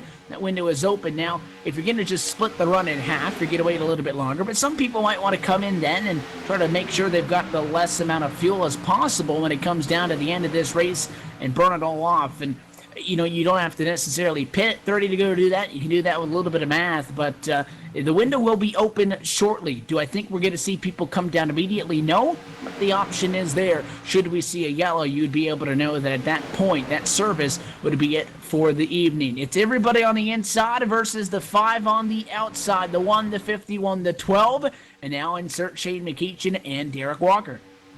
Yeah, how about that 15? We mentioned that he was in that lead group earlier on, about midway through this race, Evan, and he was a lap down, but he was caught with those leaders, and he was right there. And then that caution came out. He was the lucky dog. He was able to get around those. Now look at him now inside the top 10, getting it done. Greg Hooks, great job. Great job of not getting nervous or not getting frustrated with being a lap down, and just staying with that group, knowing you had a fast race car, knowing that the chance might come that you'll get back on the lead lap. It has. Now he's just got to make the best of it. And it's a waiting game for the guys in the back. Don't want to jump up quite yet, but don't really want to hang out for much longer. And you're kind of in this limbo state where you're thinking, all right, let's go. We got the pit stop, and we started the green flag pit stops rather than the caution flag came. I kind of woke these guys up. They got spread out a little bit, just kind of started to go into a little bit of a conservation mode. They want to go. But there's still a big bobble by the 20. Derek Walker way out of shape. He'll hang on as in front of him, Piscini goes to the point. Might be short-lived, though. Jason Oatlands tries to challenge. Not going to be able to. That was a close call by that 20, and almost caught up with that 15 that we just talked about, being patient himself and getting himself back on the lead lap and in this front group. So a close call by those guys, but everyone able to keep it going here and keeping it going straight. And Chris Piscini doing a great job once he got the lead, got in front of Sean Bounty. Been able to hold off that charge of the 51 and the 12 for the time being. He'll lead one more lap here this time by. We'll work lap number 82. We're closer and closer to that point where we can make it on that final stop here. Just a couple more laps, and then we know that the green light's on, like you had mentioned. We know we can make it, whether it's caution or whether these guys decide to split it in half. We know we're at that point. Side by side, they go down the back. 7 thinks about staying to the outside. He brings the Captain America machine now back to the inside behind the number 42 of Andrew Berger. And you can see 42 is out in front. And since that point, the 89 took over the race lead. After that, it was the number 34. And then it was the 1. Bounty going to go to the outside of the racetrack, though. I'm still waiting for Berger to go back to the outside and try to challenge back. But here comes Sean Bounty. He's got tons of momentum and a big push to the race lead. No problem for the 34 Chevrolet. He's got this thing figured out. Yeah, he's got it figured out. Don't want to wait too long. You get the opportunity to jump out there and take advantage of it, we'll do it. And he did it right there. Gets back to the top of the spot, or at least the top spot on that inside lane. Altman's going to fight back, though, on the outside lane. Not going to be enough to get anyone cleared here. 3 wide, a little bit further back. Shane McEachin gets up out of the racing group. He's going to be 3 wide, at least for the time being, be able to drop back down behind Greg Hooks if he wants to. Maybe waiting a little bit longer than he should right there, but he'll be able to at least latch on to the draft here with this lead group. With the 28 already pushing back, maybe even thinking at this point, whoa, now the 15 is going to get pushed up out by Major.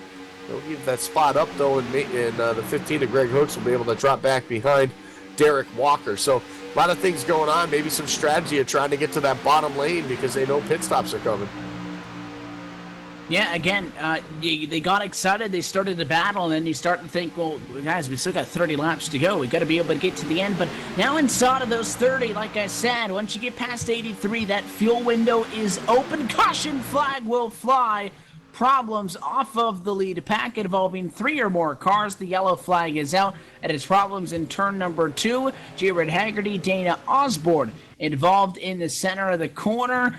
And it looks like 2-car accident plus a couple of other guys getting some damage, including the 24. Sim did not drop the yellow. League procedure is if there's a 3-car accident that does not trigger a yellow, the yellow will come from the flag stand, Andy. And the fuel strategy, a lot easier now because they're all going to quit, I would assume, under the yellow flag here, and that'll be it.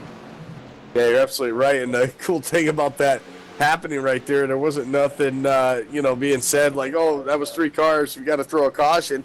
It happened right in front of Rod Flag, so he saw a whole view of it, saw him, threw the caution immediately, and that'll put us under our 3rd caution of the night. So for a long endurance race, I'll tell you what, we've had very minimal cautions. These guys have done a great job overall, and currently Sean Bounty showing you as your leader, and I'll tell you what, this is the stop. This could be the final stop for these guys, barring any other cautions here the rest of the night. But this is their opportunity to get fuel, pack it in tight, and let's finish it out. You're going to bring him in pit road, and like we said, it's going to wrap up the pit service for the evening. No need to worry about overtime. No need to worry about saving some fuel for a green-white checker. So this should be it. Pit road going to be open. Sean Bounty brings them down, and much to our anticipation, looks like everybody coming in. Yeah, it looks like they're all coming in. Now the choice is, do you take tires? Do you take 2? Do you take 4? Do you take none? Just fuel? But, now the strategy's all up in the air for all these guys of what they're going to do and who's going to do, take what strategy and figure out what the best is there. 2 tires, it looks like, for the 34 and the 51. So that's a strategy call right there for at least some of these guys. And it looks like a lot more following suit as well with the 2-tire stop. And the first driver out of the pit lane again, as it looks like everybody agrees on the 2-tire strategy call, is Sean Bounty. He'll have himself in the control car position for what could be the final restart on the night. Close it in on 25 laps to go. So they'll pace around the 2.66-mile Talladega Superspeedway for what could be the final yellow on the evening. We'll take a quick opportunity to step away. Go LSRTV nonstop for Lincoln, Alabama. You're watching the 2016 DraftHardt 300. The iSuperspeedway.com Racing Series returns in a moment.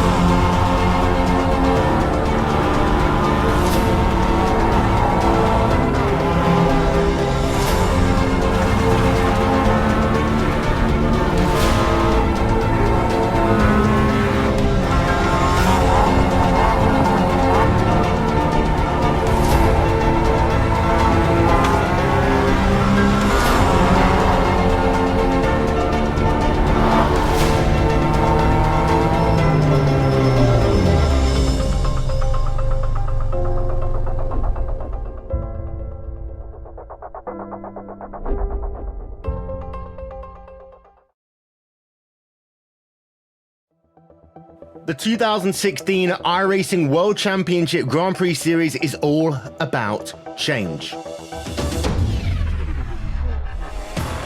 New teams, new drivers, new tracks, even a new logo. And oh yeah, there's a brand new car.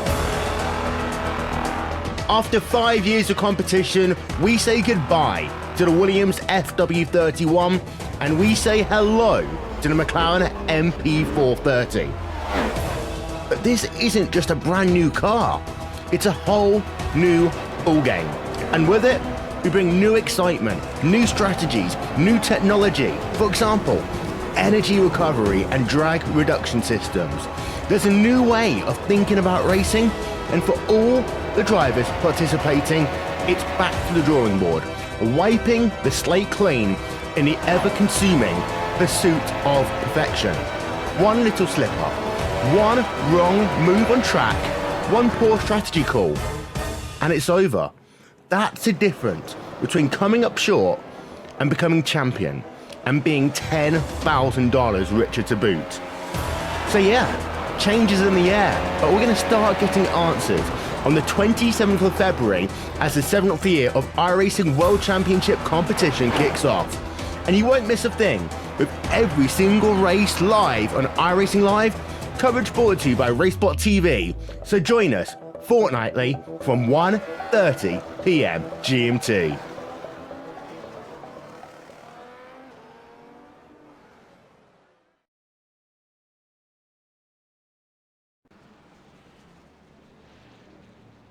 We're back live at the Talladega Superspeedway. The lights are off on top of the American Childhood Cancer Organization Ford Mustang GT. Who's going to dive out of the way this time, and we're going to get set to go back underway. This restart going to come with 26 laps to go in Talladega, Alabama, the final race of the regular season for the iSuperspeedway.com Racing Series.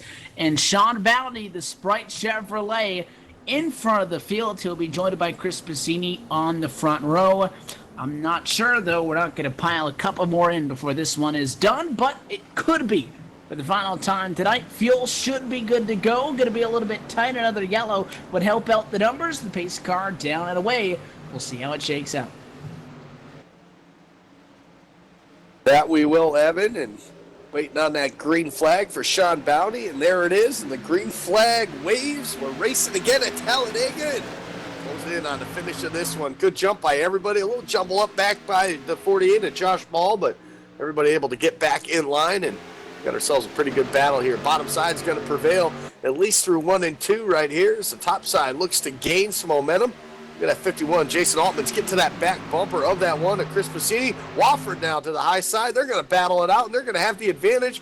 No help for Bounty. He'll get a push that time for the 89, but it comes a little bit late. Momentum to the outside. A big run for Rodney Wofford. Not enough, though. The number one of Piscini pushed him all the way to turn 3 and all the way through now out of turn 4, but it wasn't enough. And Matt Quick, who has quickly become one of the more dominant restrictor plate racers in the series, is able to get up to Bounty. A little bit late, I will say, but got to him, gave him a whale of a shove in the second half of the racetrack, and now they have the advantage by 1.5. Yeah, they have a nice advantage there going into turn number 1, and these guys all trying to get it all sorting it out. How about Frank Musilia, who documented started on pit road, went down the lap early. Look at him now battling side by side for that third spot with Rodney Wofford. So that just shows you the veteran that he is, the champion that 94 is. As Matt Quick now goes to the top side, and that's going to move Frank Musilia up one more spot on the bottom row. Shuffle up one position and get set to get another one. And again, there's names up here inside the top 10, top 15 that need a win. People positioned outside the top 10 in the championship, but inside the top 30 can advance tonight if they can get a win. Those inside the top 10, those just outside the top 10 have to worry about points as well. But if you win, there are no concerns for everybody that showed up tonight at the racetrack that's inside of a qualifying and a contending position. Caution gonna fly, though. Lap number 91. Problems behind your leaders down in turn number 2. And it looks like Ryan Keys spun around on the apron of the racetrack, and an interesting accident as the 12 just came down into him. I don't think he saw him there. Yeah, it looks like maybe a little bit of connection issue maybe there. They went inside each other, and then it looked like net code maybe the caused those two to go around, but it looks like just major damage to the 24, and that's not going to help his position here trying to get into the chase. Tough break, the 24 again. Not sure if he had a connection issue or something, but you saw the 12 come down, and he just got into the right rear, went right through him, and it shot the 24 up at a line. No consolation for Ryan Keese, I will say, but he is going to be able to go on and pack it up, go to Daytona. He is one of the drivers safe with a win on the season. So while he would have liked to be able to get another win, would have liked to be able to challenge for a good position, was a little bit towards the back of that lead pack and find himself in problems late. And just like that, you find yourself back under the yellow. Going to be inside now, 20 laps to go, and now we start talking about it. Andy, every time we see yellow, take about 5-6 laps out of the remaining race distance. Next thing you know, not a lot of time left. Yeah, you're absolutely right, and we know it was pretty close on fuel as well.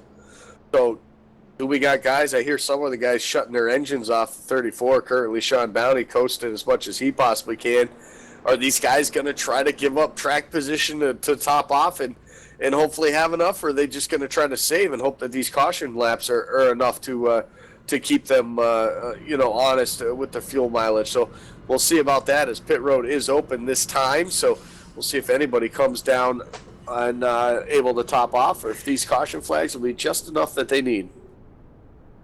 And it looks like the caution lap should be good, because we were talking with a couple of the drivers on the radio under that last yellow about if they should be able to go, because they came in with that caution dropping at 29 laps to go, and we were saying a little bit less than or right at 30 with the benefit of a couple of yellows. And again, every time you run under the caution flag, you get about 50% out of what you would use on a full speed lap. And drivers now over the radio now having what will end up with about 7 or 8 total laps under the caution flag now on this tank of fuel. The drivers pretty much saying that they're good to go for the end of this one. Going to be with inside 20 laps to go. Now at this point, you just got to be able to work with what you got. So I don't expect the fuel to be an issue any longer, because I also don't think, Andy, that even if this yellow wasn't enough, I don't think this is going to be the final yellow either. So.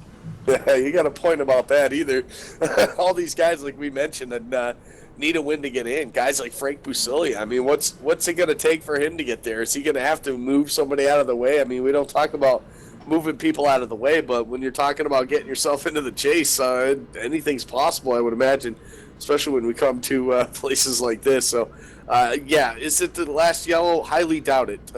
Could it be? It could be, very well be, just because of the way these guys have been racing all night long. So it's been a great race so far tonight, and for an endurance race, just a great job for all these guys. Minimal cautions. I mean, it's just been some great racing, side-by-side action all night, too, as well. And we saw an exciting one also in that IROC one, which kind of came down to an anticlimactic finish. This series has been known to give us some excited ones. In fact, this year we have had 2 races decided by less than 1/1000th of a second. The iRacing scoring system that we can see only goes down to the 3rd decimal point at 1/1000th. The sim can still determine to the 1/10,000th and the 1/100,000th. But for us, a couple of these races, Andy, have shown up as 0-0-0 as the difference. It could be a race like that tonight. You know that there's a lot on the line. There's a couple of guys, which has to concern a few people, where if they don't win this race, they're going home. So they have no shame in wrecking the race car trying to win it, which is somewhat the mentality that you see at these races every week. But you might see somebody try something. Yeah, you're absolutely right. I mean, there was just so much pressure, and to get into the chase, I mean, that's what it's all about. That's why they race these races week in and week out, is to get into the chase, to give themselves the opportunity to get that championship. So they got their work cut out for them, but I'm very confident that the abilities of them is just going to overlay everything, and we're going to have ourselves a dandy of a finish, just like we had the was it 2 or 3 weeks in a row there where we had those finishes that were photo finishes at the end. So I hope that this one ends that way, and I hope the guy who wins, it's a guy that needs to get in. That'd be pretty something. If you're just tuning in now, you have selected the right time to arrive at the Talladega Super Speedway. And if you've been tuning in all night, you've seen an exciting race, a little bit of strategy mixed in there. The yellow flags, though, after the halfway point, have really taken the strategical element of the strategy out of this one and has allowed us to get back into a Talladega-esque race where everybody's back on an even foot and everybody's just going to be able to go at it and fight against each other. This time by, we'll see the verdict on the pace car. Take 19 laps to go. Do we get the lights off this time and get set for an 18-lap to go restart? Survey says yes, the lights are off. So we're going to go back at it with 18 laps remaining. The window's still open for one, if not two, quick yellows, if that so happens. And there are going to be 23 cars on the lead lap. So this one, far from over. Sean Bounty trying to do what I think is the most difficult thing to do, and that's defend at a plate track. Andy, I think that if you gave me the option of where I want to be on a late race restart, I'd say put me in the lead. I don't think many people, would say put me in fourth or fifth. But very rarely do we see somebody lead this final restart and just hold on for 18 laps in a row. So he's in a tough spot because, again, the inside doesn't normally go anywhere. The outside is where the passes are made. So Frank Basilia might be in the best spot if that outside gets up and gets going. Yeah, you're absolutely right, Evan. And you know what? Honestly, you talk about the guys leading the last restart not winning. How about the guys leading the final lap? Don't usually come home with the win either. So a lot's riding on it. And you know what? Honestly, if I don't know if I'd want to be in the lead. Maybe if I was in the lead with under 5 to go, because hoping that you'd get another caution there and you'd get saved by the caution flag. But other than that, I'd want to be inside the top 5, but I don't think I'd want to be in the lead. I think I'd want it the way things rotate here and they play musical chairs up front there and leapfrog each other for the lead. I definitely don't think I would want to be in that front row. We're going to find out if this is the magic number. 18 laps to go. This time by the start-finish line, Sean Bounty going to bring them down, joined by an Super Speedway champion in Frank Basilia. On the front row as well, Frank cannot afford to crash out of this race. Only 20 points to the good into tonight's race at a qualifying position. The base car down and away. Green flag flies. 18 remain from Talladega. The 94 with an advantage on the outside. Yeah, he's got the advantage. The bottom side, though, will catch up here through through turns 1 and 2 right here. So that bottom side, just the shortest distance around, getting up to speed will help them. They're still going to race side by side, though, because Frank Basilia has a lot of help from that 99 of Kyle Manger and the 51 of Almonds. And you look at both those lanes right now, they're all stacked up. They're all right there pushing each other. So they're all knowing that this is coming down to the crunch time. And you can see that they're very tightly packed together. No doubt they've been pushing tonight, but you got a lot of guys with less than a quarter car length between them. Not a lot of lifting now. You're going to start to see people get bounced around a little bit. That's when things can get ugly real fast. The big one yet to happen. The most of the field has found success, and they've had a clean race so far. We've got most of the cars that started still on the racetrack tonight, even more. That's just a couple of laps down, and it is Talladega. You always have to mention the possibility of it happening and happening late with huge championship implications. But the inside not going to roll over again. The 94 had a great start for the outside, but Sean Bounty still with a great push from Quick, not giving up the inside. Yeah, Matt Quick, definitely one of those guys as well. Like the one of Chris Bassini, when you talk to these guys, who do you want pushing you? An experienced guy like Matt Quick, that's one of the guys I'd want pushing me as well, and he's doing a great job keeping that bottom line going here. Just able to time it just right off the corners, just to keep that 34 enough to the inside of that 94 Frank Basilia to keep him honest, to keep him up to that high side, to kill the momentum, and that'll give the 34 Bounty another lap led that time. Down there on the inside, continues to power through. He's got a lot of help on the bottom of the racetrack outside right now with 5 cars in tow, which is more than plenty for these guys to be able to get enough of a run and get enough momentum to make a pass. We've seen less than 5 cars work in the past, but so far the guys on the inside not giving it up. You see the 88 to the inside. The 64 hits the back of him. Behind the 64, the 10 gets into the back of him. That's why the inside's so fast, is because they're all pushing each other. Yeah, they're all timing it just right. They're all up on the back bumper. You see the gaps in that top side, especially behind Major and 51 Albans. That's what's going to slow that bottom side down, and that's exactly why the bottom side has been able to. That's been why those guys have been able to keep up here and keep that bottom side, on the top spot there. See a couple guys almost going 3 wide action there. The 88 of Jorgensen and 10 of Tom Moustakis, but everybody's able to sort it out right there. But a pretty good run off turn number 2. That top side, they're going to at least keep that 34 honest for the time being. He's not giving up. He's not going down without a fight. And, the 94 machine's got plenty of experience in these situations. So if you had to choose somebody that you wouldn't want to be going up against, Frank Basilia, a name that quickly jumps to mind. He won this championship back in the inaugural season under the Ice Super Speedway. Banner problems behind. The 64 of Hallinar destroyed in the tri-oval. Oh, the 10's around. More cars going to be collected after the yellow flag flies behind. We'll slow them down and go at it one fun and still wrecking back quick hard into the outside wall. From second place on the racetrack, 15 seconds after the yellow, Matt Quick gets turned under the caution flag, and he is obviously extremely upset over the radio, as one would imagine in a position here tonight where, running strong, having a good night. In fact, running very strong all night long. And there are tons of wrecks to take a look. And let's try to figure them all out. It all started, coming into the tri-oval.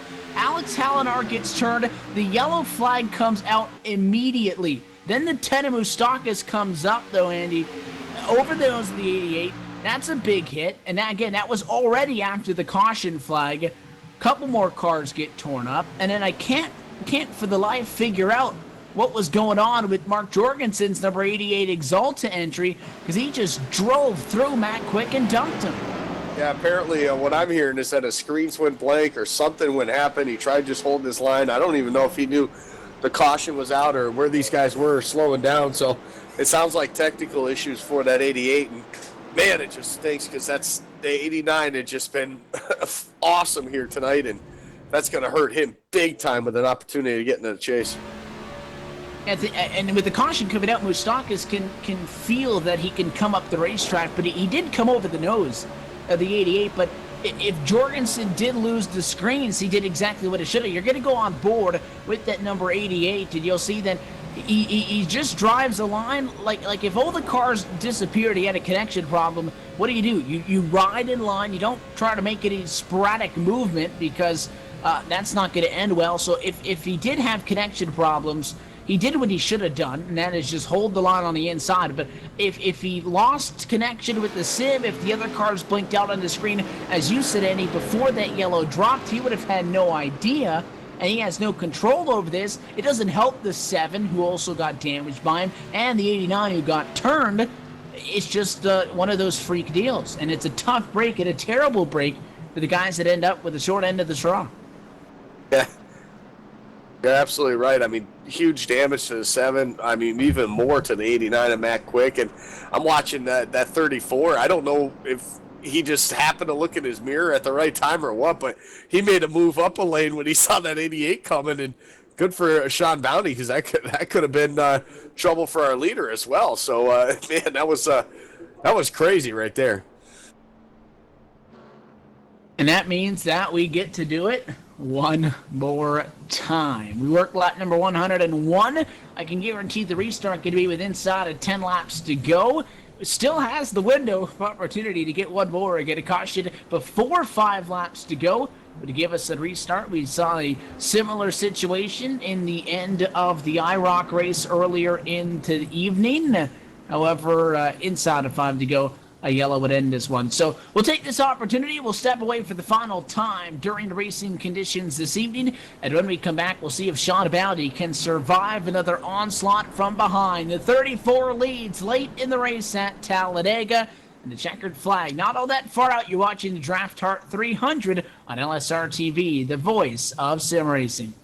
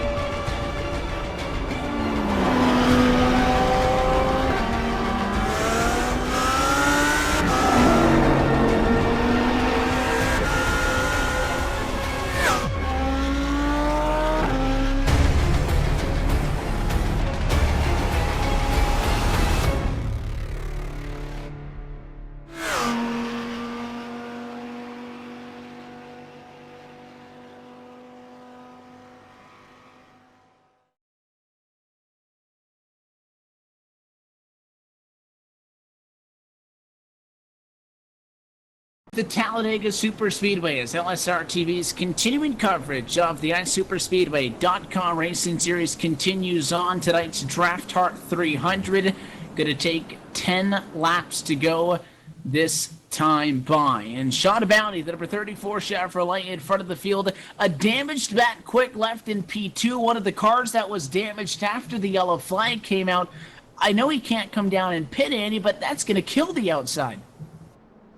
Yeah, the outside lane's not going to get the start they need. I mean, it's just going to be jacked up right there. And Rodney Wofford, the 7, he's the other one that got some damage after the yellow had already flown. So he's going to be right behind him on this restart as well. So that top line's going to have some trouble here getting going early. And that's going to give a real good advantage to Frank Busilia and for Sean Bounty to try to pull away from these guys.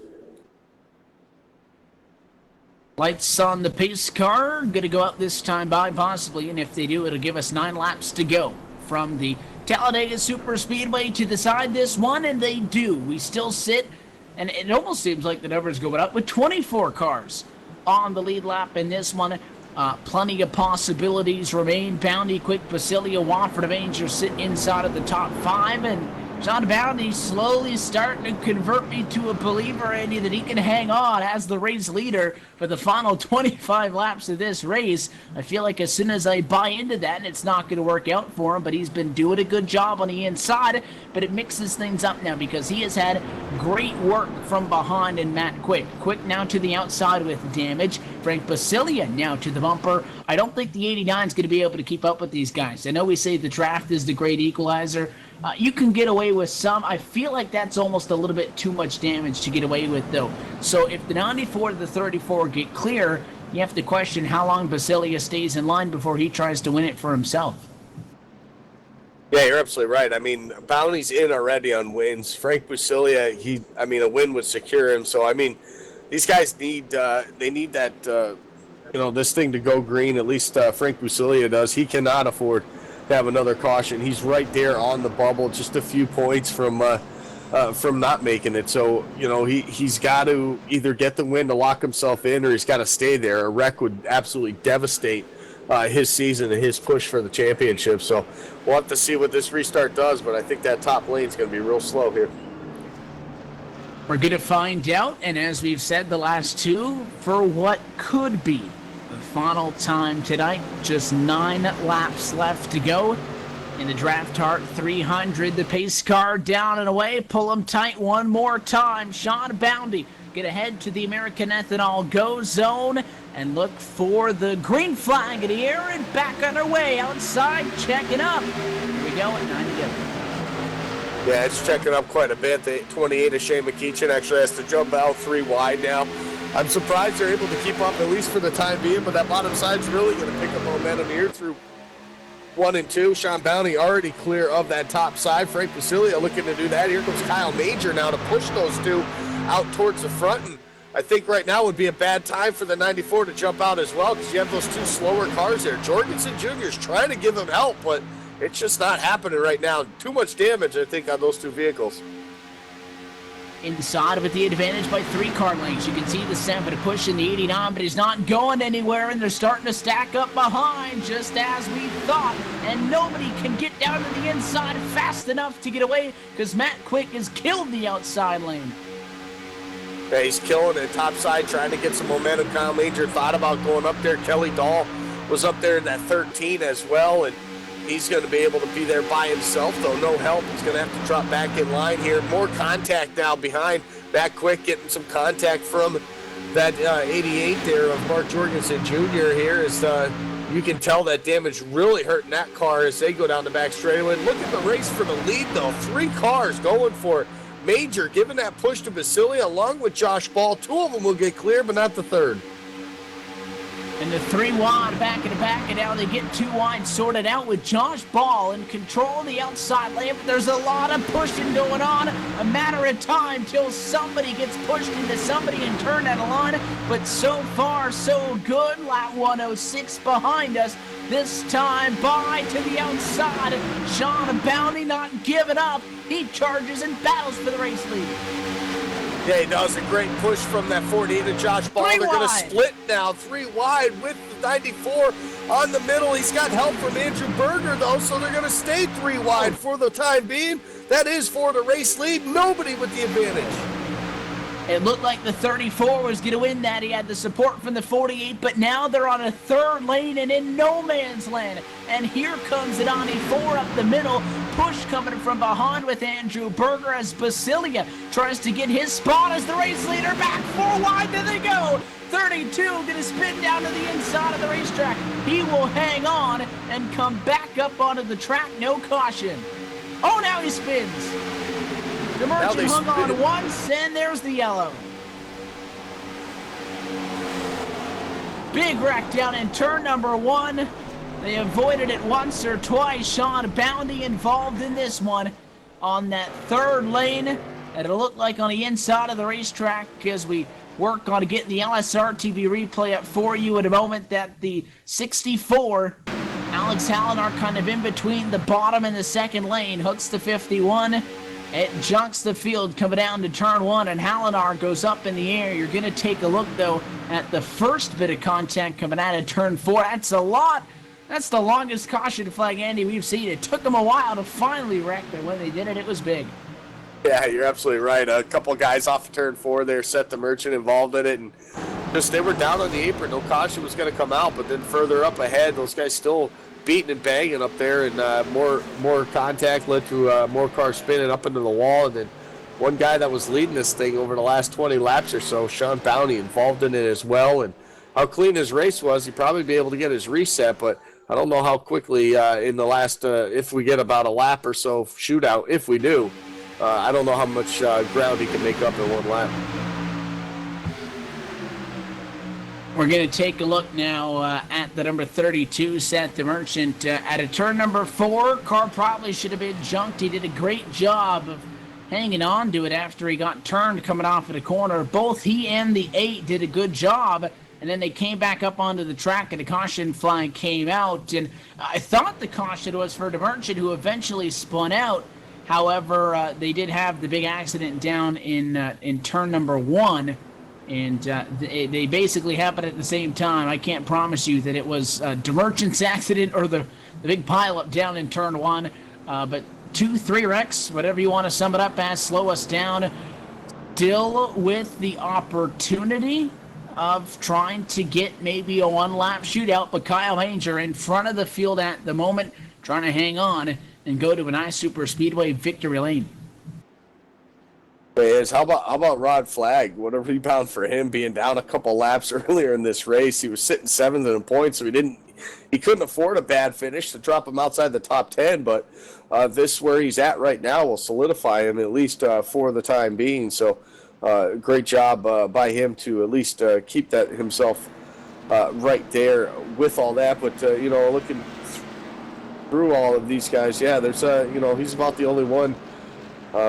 Up there, love a win. A Berger would love a win. He's in on points, at least how they run right now. Kelly Dahl up there. What a great run by that 13. Seems like bad luck has caught him as well over the course of this season. So to see him up in the top 3 here late in the going, pretty cool. But we still have to get through this caution. I'm not sure if we get a lap back. We might get one lap shootout, and that's about it.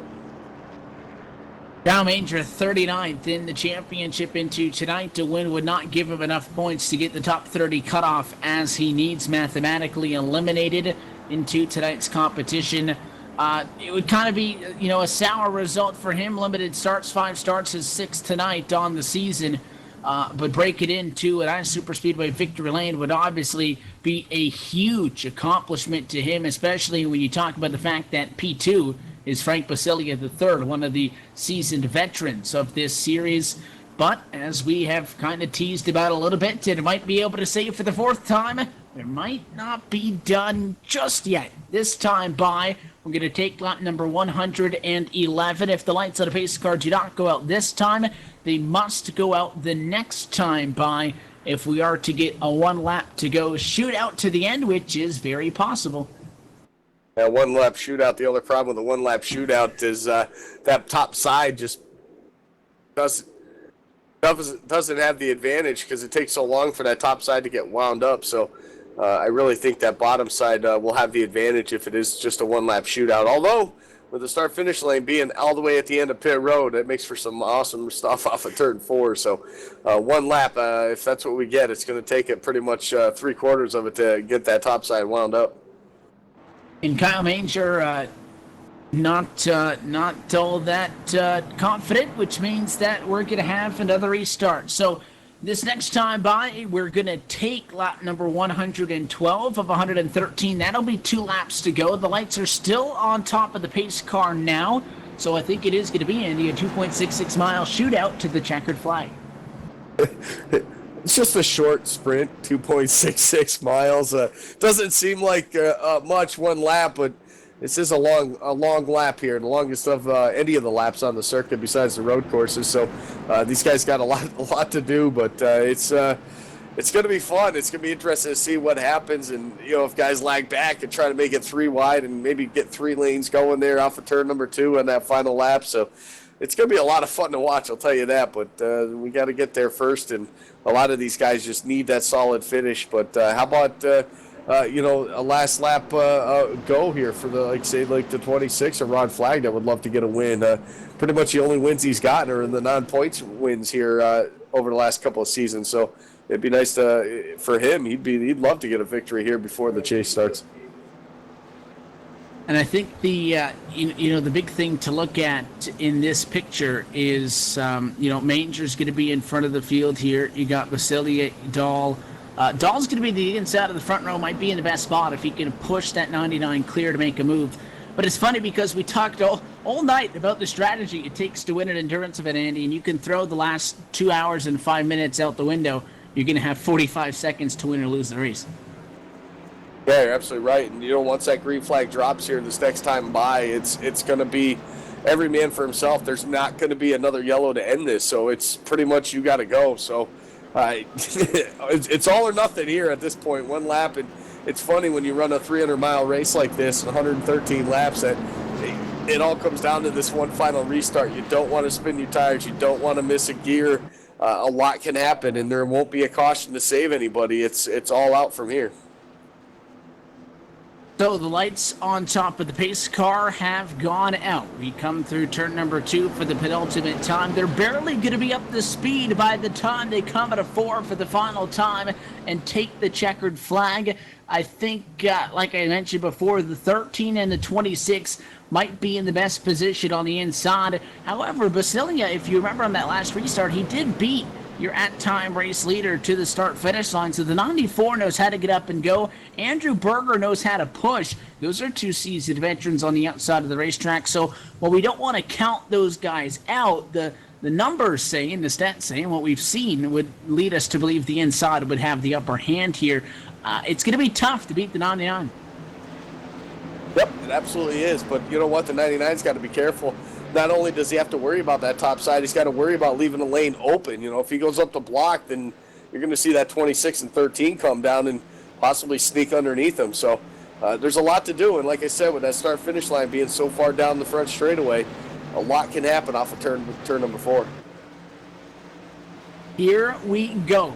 For the final time, we can finally say tonight, going to be one lap to go at Talladega. The pace car down and away, the yellow flag to the back pocket. Kyle Manger, Frank Basilia going to be on the front row as we come through the tri-oval. White flag in the air, they're going to spin behind them though. The 48 of Josh Ball around, they get the white flag though.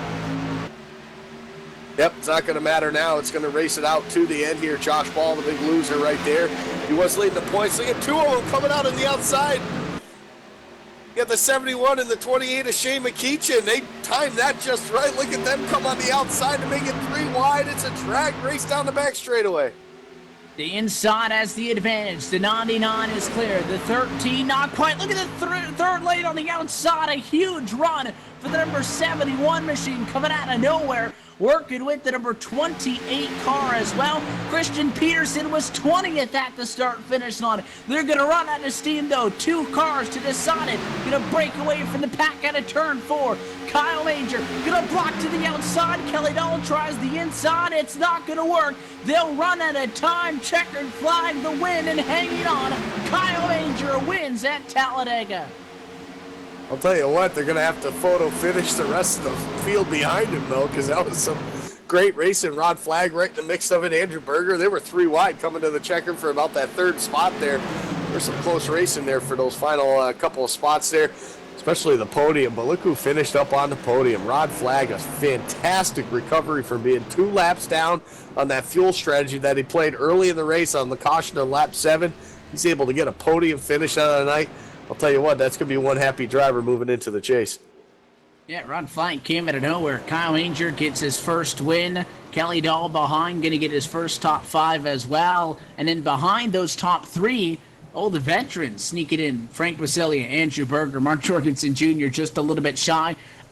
Gave him another lap of speed. The 13 might have been able to make the move. The 94 might have been able to make that 3rd lane work. But there just wasn't enough momentum. And Kyle Manger did a good job of making sure that number 99 Chevy was wide coming into the tri-oval. And he wins it. The P-Money Design Chevrolet goes to victory lane at Talladega. He can't even wait to get back to the flag stand before he starts celebrating. He burns it down. Finally, a winner in iSuperspeedway competition. He'll celebrate for, I'm sure, quite some time. So we step away and we'll catch up with him down in Gatorade Victory Lane in a moment from Talladega Superspeedway. Kyle Manger, your winner of the DraftHardt 300.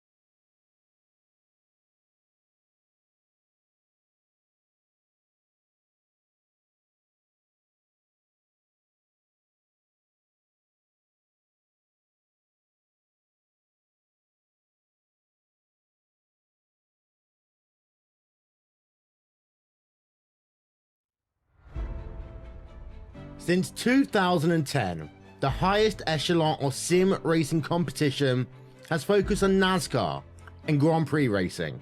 50 of the best drivers in the world doing battle for championship glory. Each man for himself, and even though there may be teammates on track, each driver is in command of his own destiny. Until now. 2016 sees the start of a new era in World Championship competition, with team racing getting its chance in the spotlight. No longer can one driver rule supreme, but you must rely on those with whom you share a car, a setup, a strategy. Endurance racing can be very different to other forms of motorsports, with races in this series lasting either 3 or 6 hours. Teams of 2 or 3 drivers, perhaps on opposite sides of the world, will share seat time, each having to collectively work towards one common goal. Crash out, and it's not just you who you let down. Officially sanctioned by SRO, it will be teams of drivers who will go head to head, car to car, rival to rival, in the pursuit of a championship. And there's over $25,000 in cash and prizes up for grabs. Some of the world's biggest sim racing teams are represented. There's also a group of teams who haven't seen this stage before, who want to make their mark and say we can hang with the best. The team racing revolution is here. It's loud, it's exciting, and it lives on iRacing Live, starting April 23rd.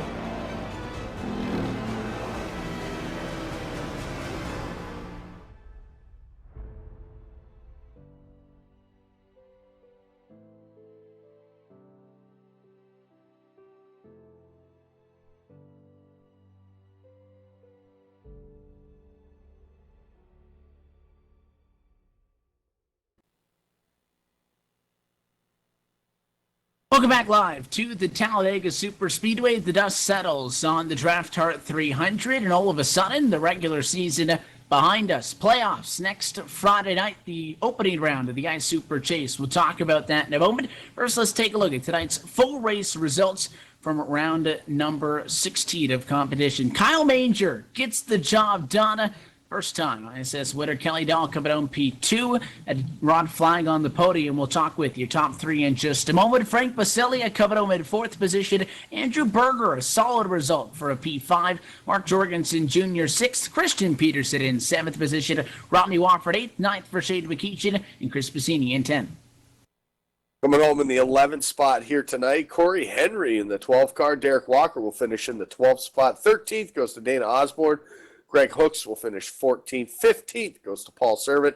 Matt Quick will finish in the 16th spot. 17th goes to Dan Harrington. Brandon Montevice will finish 18th. 19th goes to Ramon Evans. And Luis Calderon will finish 20th.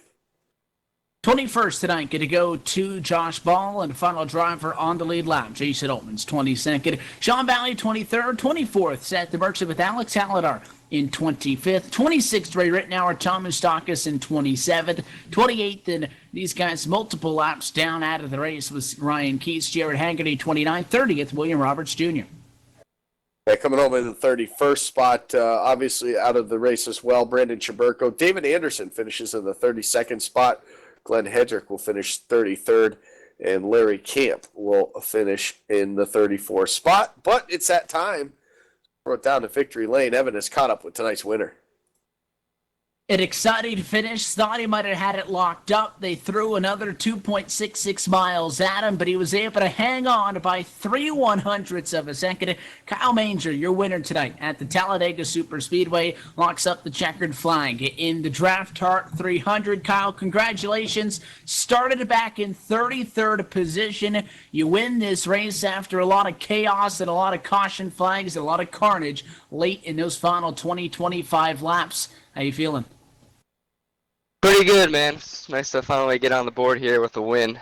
Got to thank my team, Six Man Motorsports, for all their teamwork. Yeah, it was a grind, like I said, starting in the back. We just had to survive and hopefully be up front at the end, and luckily the cards felt right.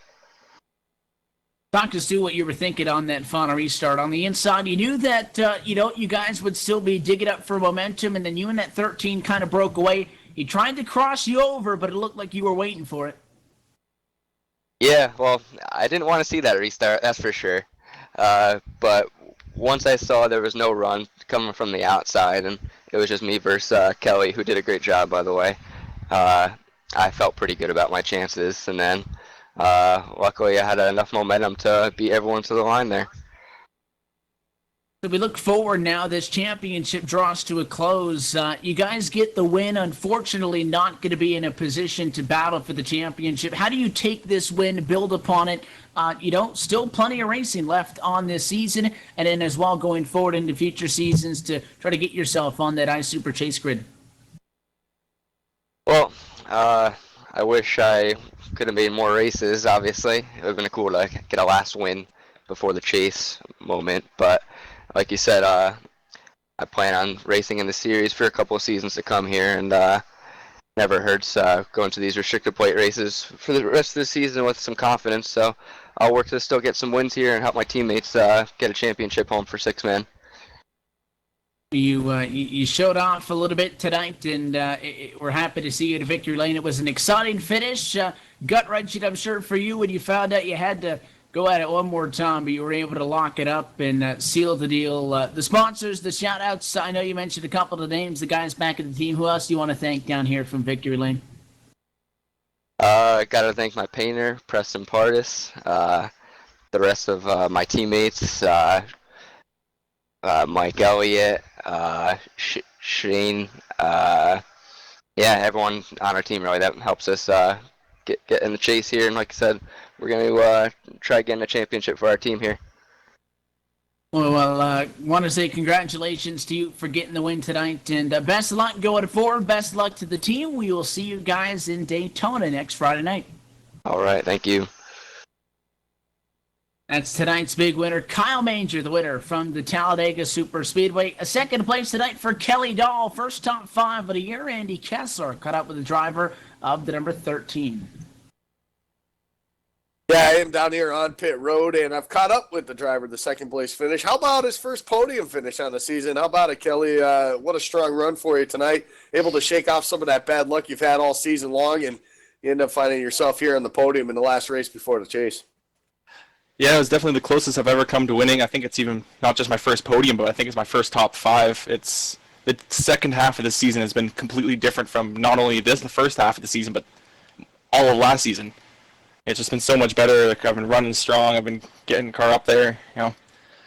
I was surprised to even see myself in third place at the beginning of that last restart there, especially since I was down at one point in 20th and pretty much a lap down. It was definitely just a great last half of the race there.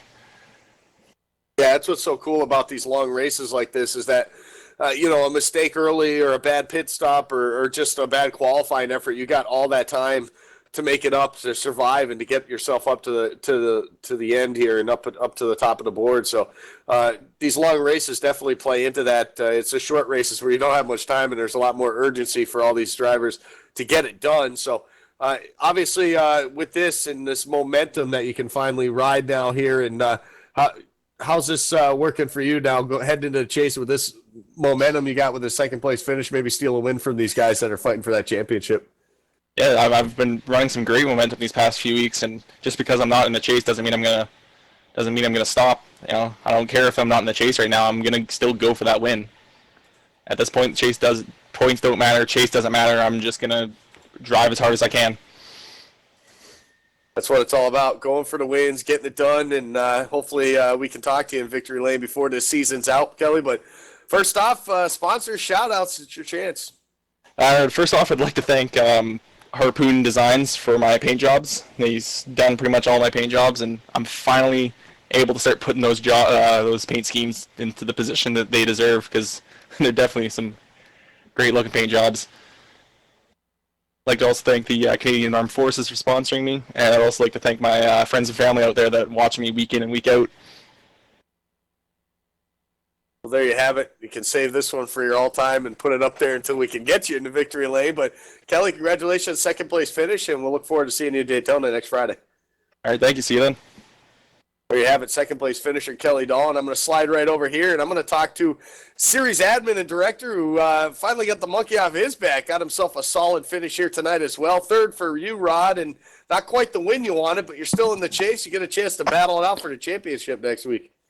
Yeah, it's about time. After last few seasons battling, we missed out the last 2 seasons in the chase, and so this is kind of redemption to be able to get into the situation where we can fight for a championship now.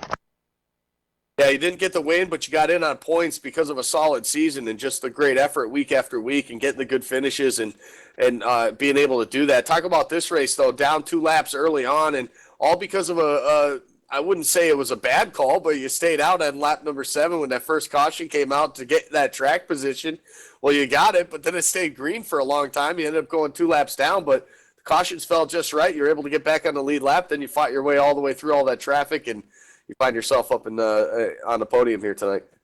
Yeah, we got stuck there. We just kind of made a calculated move, tried to get some track position in the beginning, and then track went green for a couple cycles, so we didn't get a chance to get anybody to pit with us. So yeah, we just got stuck and almost got caught 2 laps down. And luckily, when the caution came out, the leader was the one who was involved, so we were able to pass them before the caution came out and get our lap back. So just a good overall night to have happen. So.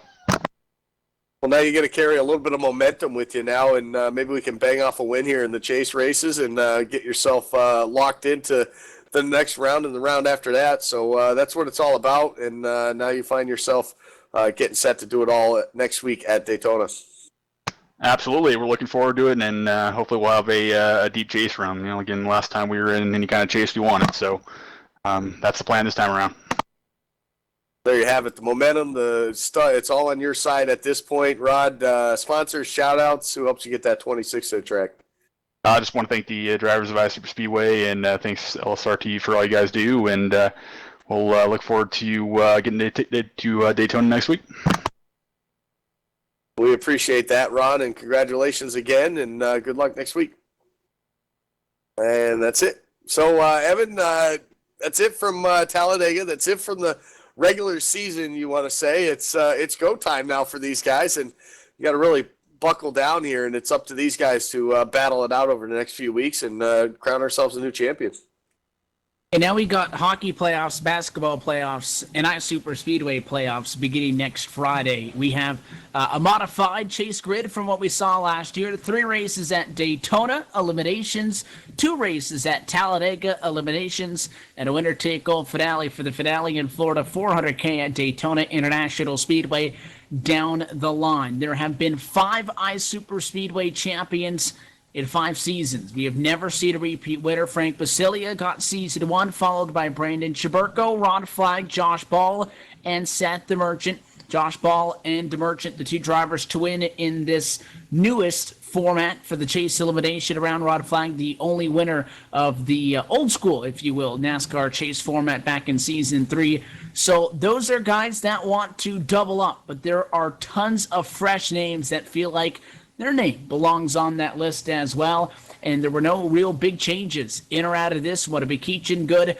You want to talk about Tom Moustakis cutting it close, Andy? Got 2 wins on the year. He fell to 30th in the points, but he hangs on by 14 to get that final spot and just be able to transfer in.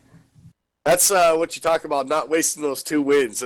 He barely got in, but he got in. So now he's got the opportunity to run for the championship. And you know what? I'll tell you what, his 2 wins came in those accumulative format races. So look out for him when those come up on the schedule here in the chase as well.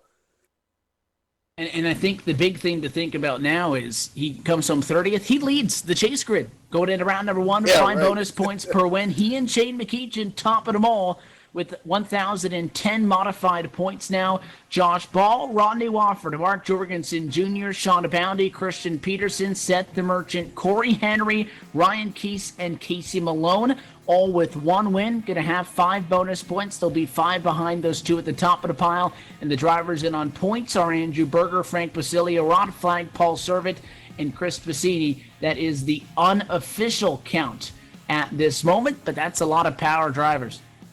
That is a lot, and there's a lot that aren't in it as well either that could pull off wins. I mean, look at Kelly Dahl, what he's done this season here too. Like he said, everything from last season to this season has just gotten better, and he's starting to get the finishes he needs. It may be his first top 5, but he still had some top 10s, and he's had a pretty good season overall. So I mean, look for guys like him. Look for Kyle Manger to maybe squeeze out a win during the chase. It's not a guy going for the championship. I mean, how about Matt Quick? The way he ran tonight, he's definitely due for a win as well. So, I mean, there's a lot of guys that are on the outside. Jason Altman's is one of those guys as well that he can win. He's a past winner in this series. So there's a lot of guys on the outside looking in, but there are a lot of guys that can steal some wins away. How about Brandon Chaburko as well? So, I mean, a lot can happen in this chase. It's going to be interesting to see if some of those guys can steal some of these wins away from them.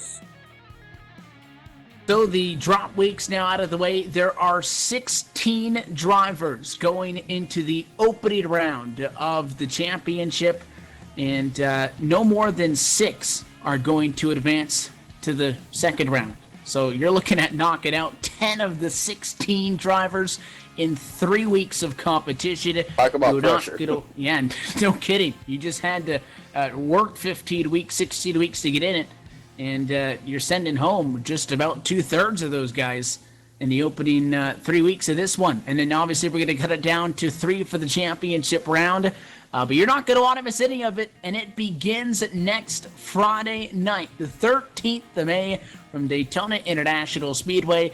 For the feature race format, we'll have a cumulative and off week and an endurance. There's a little bit of everything in the Daytona round for the iSuper Chase opening round of the championship. And I'll tell you what, we can't wait to get there, but it's almost 1 a.m. for a couple of these guys on the East Coast. So we'll step away and bid you goodnight for now from Talladega, and we'll see you when we go championship racing in a little bit under now 7 days from this point. So we step away and do want to thank all of you for tuning in and congratulate your winner tonight, Kyle Manger, breaking into an LSRTV broadcasted victory lane. First time ISS winner, and he looks to help his teammates as well in that Peabody Design Chevrolet as they look for a championship, and some of which look for a second in the case of Santa Merchant. So we'll step away. I want to thank you all once again on behalf of everybody at LSRTV, everybody behind the scenes, and for the broadcast team tonight, for myself, Evan Pasoko, for Andy Kessler,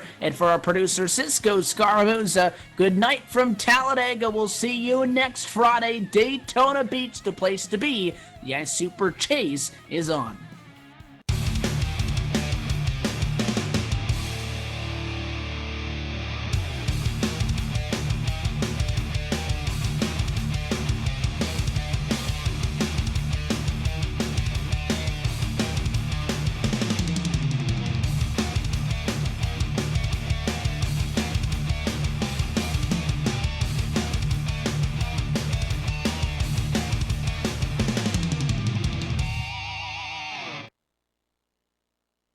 This copyrighted broadcast is presented under the authority of LSRTV LLC and iRacing.com Motorsport Simulations and may not be reproduced, retransmitted, or used in any form, nor the accounts and descriptions of this event disseminated in any way without the express written permission of Live Sim Racing TV. LSRTV would like to thank its loyal fans for their continued support, and we hope you enjoyed tonight's broadcast.